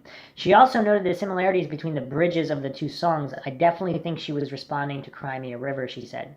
Although Spears never spoke with her backup singers or band about the meaning of the song, Alexander said she viewed it as a song about an amazing gem of a woman who is being taken for granted and ultimately self-destructs. It wasn't lost on us the lyrics of the song, she said. The lyrics painted this character tragically. Mona Lisa was recorded in Sweden during a tour stop with members of Spears' road band and Bloodshy and Avant, the team who produced Toxic. It definitely has the raw thing going on it, Spears would tell KIISFM during the December 2004 interview, according to MTV. My band, we didn't use Pro Tools or anything with it. It was all live. There was a lot of stuff you can do to make it better. It's going to get better. It will get better. This is a really, really rough mix. Alexander said she vaguely remembered another song Spears had on tour but wasn't sure. I still can't say for certain if that is a mirage in my mind or if there actually were something else, she said. Regardless, there was to be no more new music recorded while on the road. The tour was cut short in June. The cancellation was attributed to an injury Spears sustained to her left knee during a music video shoot for the In the Zone track Outrageous, but not everyone on tour believed that. There was a lot of speculation about the reason the tour was canceled so abruptly, Alexander said. Most people attribute it to a relationship with Kevin, but it was the second injury since the tour began. She injured her left knee in March during a performance in Moline, Illinois, which forced her to cancel 2 shows, and she had previously undergone minor orthopedic surgery on her left knee in 1999, according to a complaint filed in February 2005 in a New York Supreme Court. Footage captured her fall mid-spin, and she was later seen on crutches. During the flight to New York City for the video shoot, Spears and Federline got engaged. They were married in October. In a blog post on her website that month titled Letter of Truth, Spears said she was taking time off to enjoy life. I've actually learned to say no, she wrote. With this newly found freedom, it's like people don't know how to act around me. Should we talk to her like we did when she was 16, or like the icon everyone says she is? My prerogative right now is to just chill and let all of the other overexposed blondes on the cover of US Weekly be your entertainment. Good luck, girls. She also chalked up her knee injury to divine intervention. I know that my knee gave out on me this past summer so that I would have no choice but to stop, she wrote. My body was shutting down and needed rest. It's funny how the man upstairs works. Her words were interpreted as a temporary retirement, but she clarified what she meant in a later blog post. What I meant was I am taking a break from being told what to do, she wrote.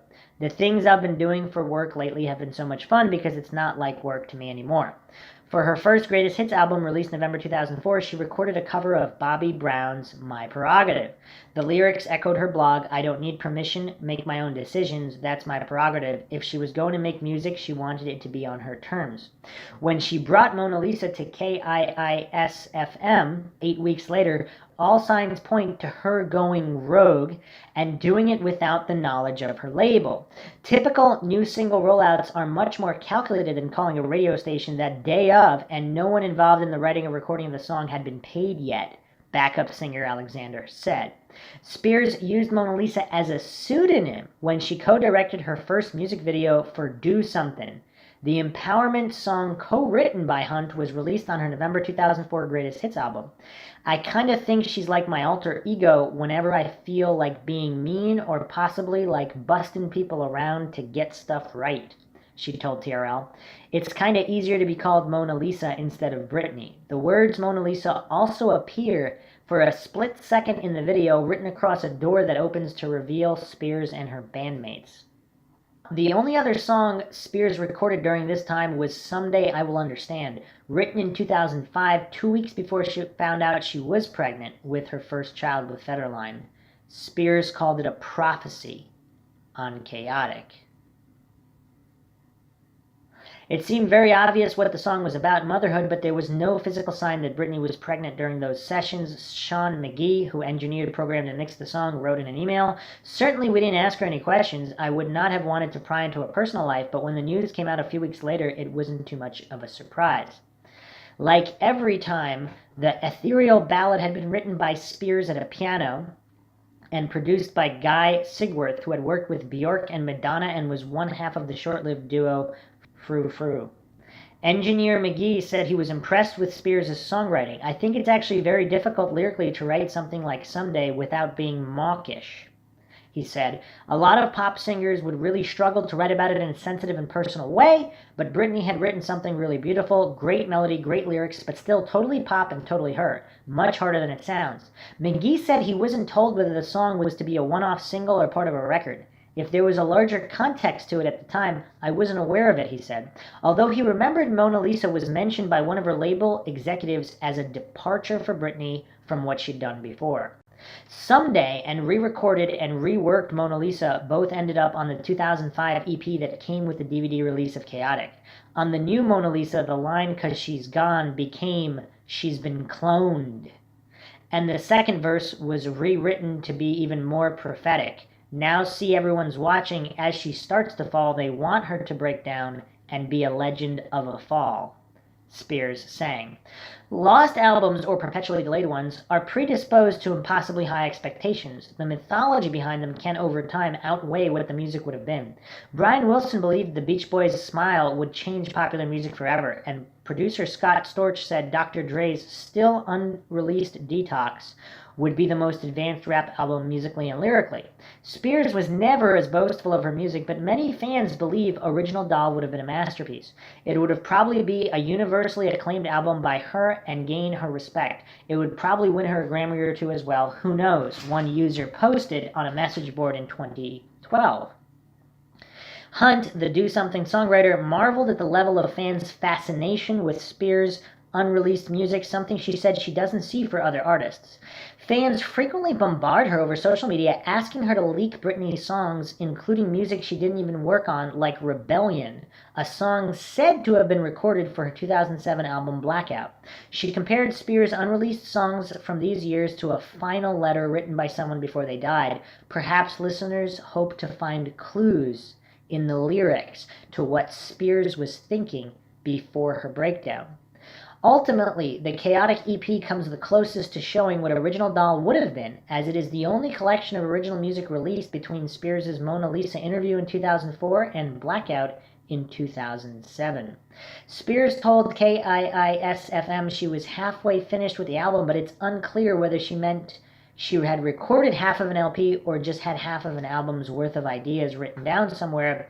If there are songs she had recorded during that time that weren't eventually released or leaked, we might never know. The producers who worked with her during this time, Bloodshy and Avant and Guy Sigsworth, declined to comment for this story. And Belle, who uploaded some unreleased songs to her Tumblr in 2012, said she got a call from someone at the label who asked her to stop. If they can make money off of it later, they don't want anyone giving it out for free, she said. Spears was not made available for an interview, and her longtime manager, Larry Rudolph, declined to answer questions. Not supporting it, commenting on it, or providing any info for an expletive story with zero factual basis, he said in an email. During the time she worked, it's a weird kind of denial that this ever existed. It's just really bizarre.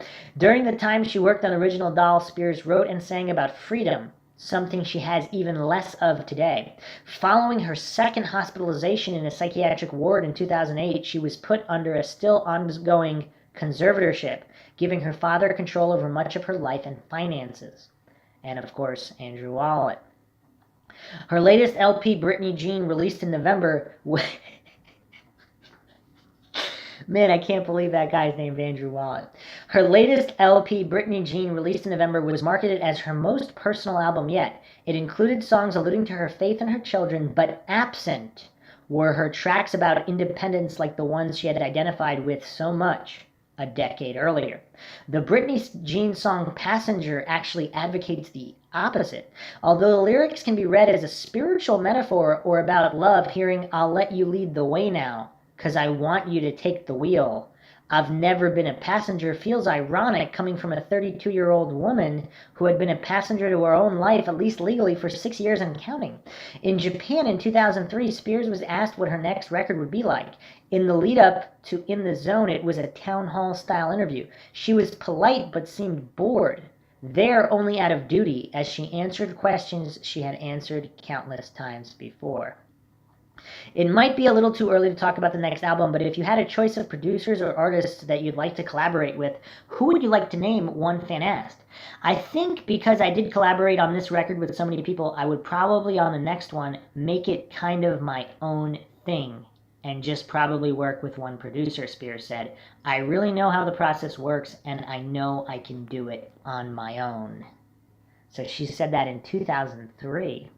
Interesting.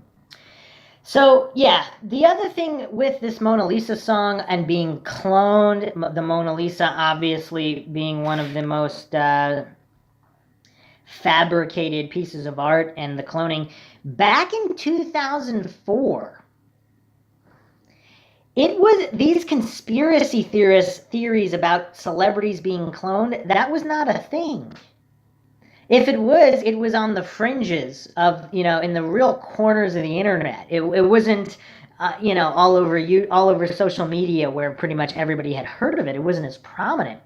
So that is kind of bizarre. It's really, really bizarre. And then the nature of just going into a radio station and doing that whole thing, and then the denial over all of that after the fact. And then what's made it even more sad, if you listen to that original raw version, I mean, she's mostly singing in her real voice, and that's really the tragedy that a lot of people see in this unreleased album and the entire Britney Spears conspiracy. Aside from the clone stuff, of course, and the MK Ultra stuff, if we take that out of the picture for a moment, what's the real conspiracy here? That music executives, music producers took advantage of a talented singer, morphed her into this baby voice singer in order to exploit her commercially, to make the most money possible, instead of allowing her to be a technical singer in her real voice. And would she be even more popular, more famous, with a bunch of Grammys today if she had developed her authentic self, so to speak? And even more sad, there were even signs, if you look at the song Lucky, Lucky is a song that was released in 2000 from her second album, Oops, I Did It Again, and it is quite, it's really bizarre. If you listen to it, there's a music video, it's really sad, and she's talking about being sad and lonely and all of these things. There's hidden signs, people who have followed her career in a few different songs, and especially Mona Lisa, of course. It's really, really bizarre. You see it everywhere. The Overprotected song, Lucky. I mean, these are songs that aren't talked about as much as all her other songs. There's a lot there. And then, of course, you do see a lot of these bizarre moments in interviews. People point to MK Ultra signs there. But it's really sad, because if she had successfully been able to execute this original Doll album under her own power without this outside manipulation and control by studio execs, possibly family members, who all wanted to cash in on her, would her life have been different? Would there have been no breakdown? Would there have been no psychiatric wards? And would there be no conservatorship? I mean, these are questions that have to be asked, and these are really the crux of the conspiracy. So I'm going to close this podcast out with a really interesting post from a user since deleted on the subreddit Popheads. And it is quite interesting because it keeps in mind the time frame of Britney's rise to stardom and celebrity culture in general. Pop history lesson: we wanted Britney Spears to fail. A look back. It's a rehash of the way Britney Spears was subjected to so much hatred by the media and the public. The general reaction to her now is very, very different. Again, this was posted approximately 4 years ago. Please, if you have any points you'd like to add, go right ahead. As you can tell, I don't believe in too long didn't read, so if you want to write your own essay, be my guest. Okay. The hatred for Britney's mere existence has always been horrific because she was young, attractive, sexual, and commanded a stage. The Baby One More Time video was considered the height of sleazy and slutty, if you can believe that. People were so offended by it and by the Rolling Stones shoot she did soon after. Most people don't know she orchestrated both. There was a creepy obsession with her breasts and virginity because she appeared to have implants and told media she was a virgin. It's like people felt they'd be able to ruin her if they could just prove she had the surgery or had the sex. It was the weirdest cultural fixation. She had interviewers twice her age asking her about it. And there's an archived article here about her being asked to comment on the status of her sex life at 20 years old in the middle of a live press conference. This was a press conference before a Pop Award ceremony in Cannes, France. A lone journalist bravely posed the question everyone had been dying to ask: is it true you were still a virgin? The packed room fell silent. Miss Spears, who had been dating boy band singer Justin Timberlake for more than 2 years, thought for a moment. I wish I'd never said anything about being a virgin now. When pressed further, she added, that's private.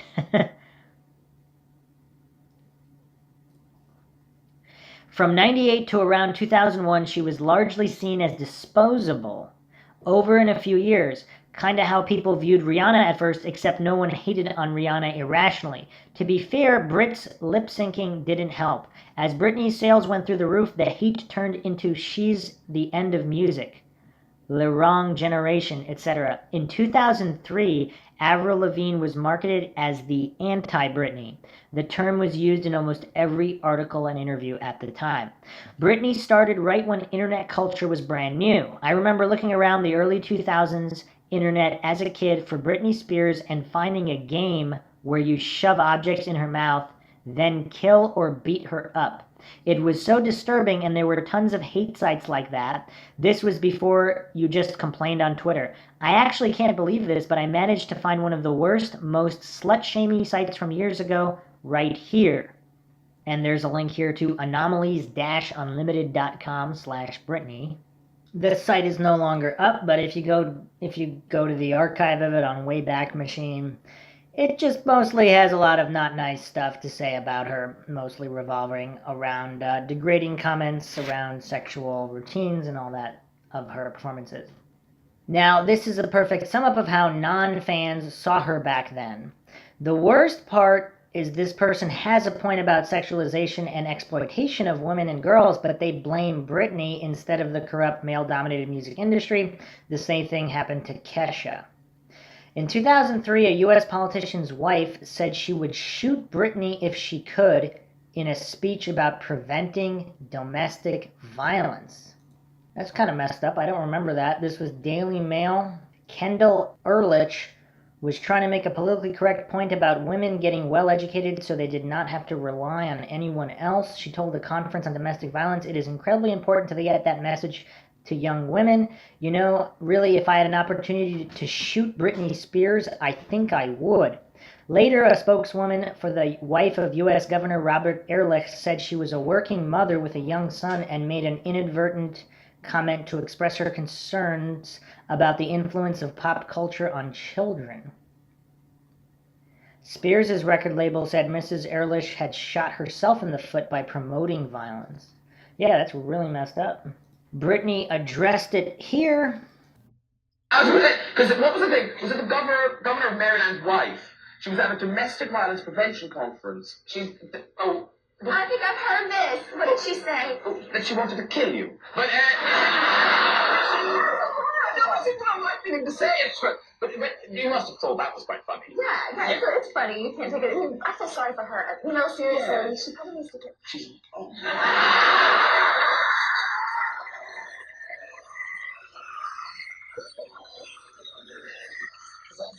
Someone who's the governor of Maryland doesn't sound like a stud, does he? which was on Graham Norton, where she kind of played it off jokingly. And that's another thing too that's kind of interesting. Britney Spears I'll talk about this as I'm closing the podcast too, but she seems really nice for a celebrity. All these other celebrities are apparently quite nasty people, and she's so nice, and she had all of this corruption and toxicity around her, and yet she kind of remained nice, and she still seems nice, again, if she's not a clone, of course. Britney was the prime example of the wrong girl, the one everyone held up as a bad example of the worst sort of role model. You always heard people trying to be cool, saying stuff like, I can't stand these 12-year-olds who dress like Britney Spears, so fake and slutty. Now they probably say Miley Cyrus.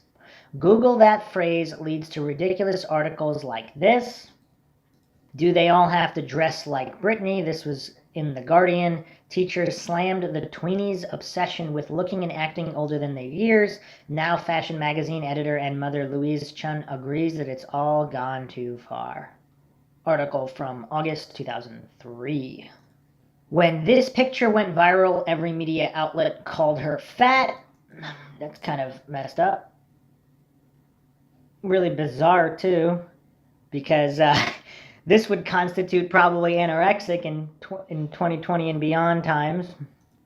Simon Cowell went to see her 2004 tour and said she should have hit the gym more before going on stage, then randomly said Christina is more talented.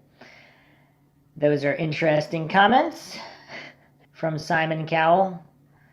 Okay. Justin expletive on her after their breakup has been well publicized recently, but it was also teamed with Christina framing a lot of her stripped promo around constantly dissing her too, not to mention Justin Timberlake and Christina toured together that year, and Christina only got worse after losing all attention to Britney with the Madonna kiss. Speaking of, the public despised Britney's VMA performances at first. They were seen as what was wrong with the VMAs. The 2001 where she ripped off her costume, the host said, from Mickey Mouse Club to the strip club. So the media framed it like she spent the whole performance slowly getting naked in front of children. Hilariously extra quote from above link, Britney Spears provided some medieval thrills by hanging, drawing, and then quartering the Rolling Stones. I can't get no satisfaction in a transparent body stocking. For a few moments, it was as if child pornography had gone overground. The slave performance reaction was almost identical to how people saw the Miley Thick performance, depraved and sleazy. It was very weird watching public opinion do a complete 180 on both performances. I never imagined they'd be seen as iconic or the pinnacle of VMA performances one day.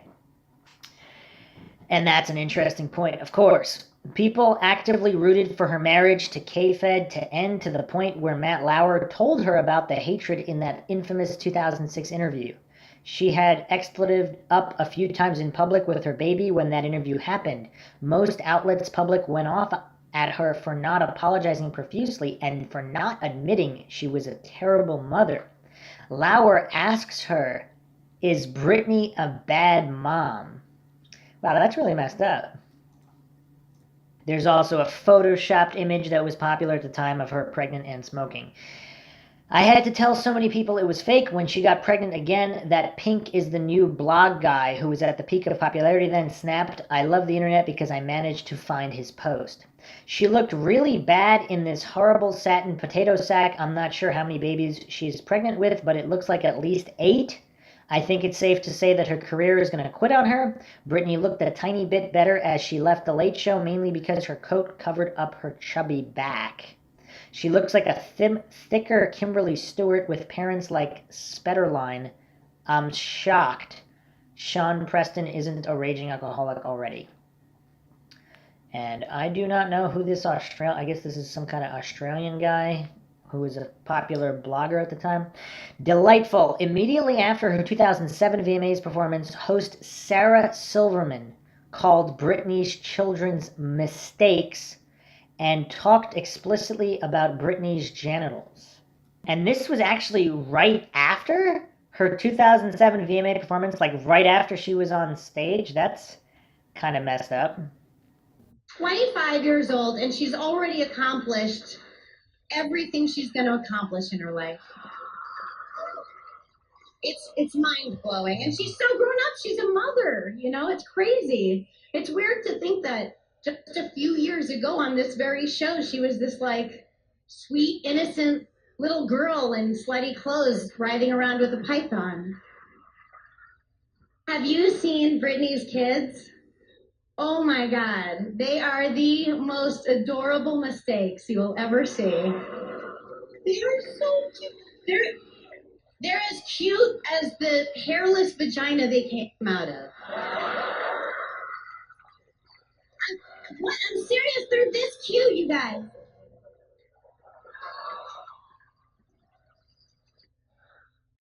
Classy lady, Sarah Silverman, of course. And what's kind of ironic is that Britney Spears is still relevant, whereas I don't know if anybody talks about Sarah Silverman anymore, and you can compare their accomplishments as well.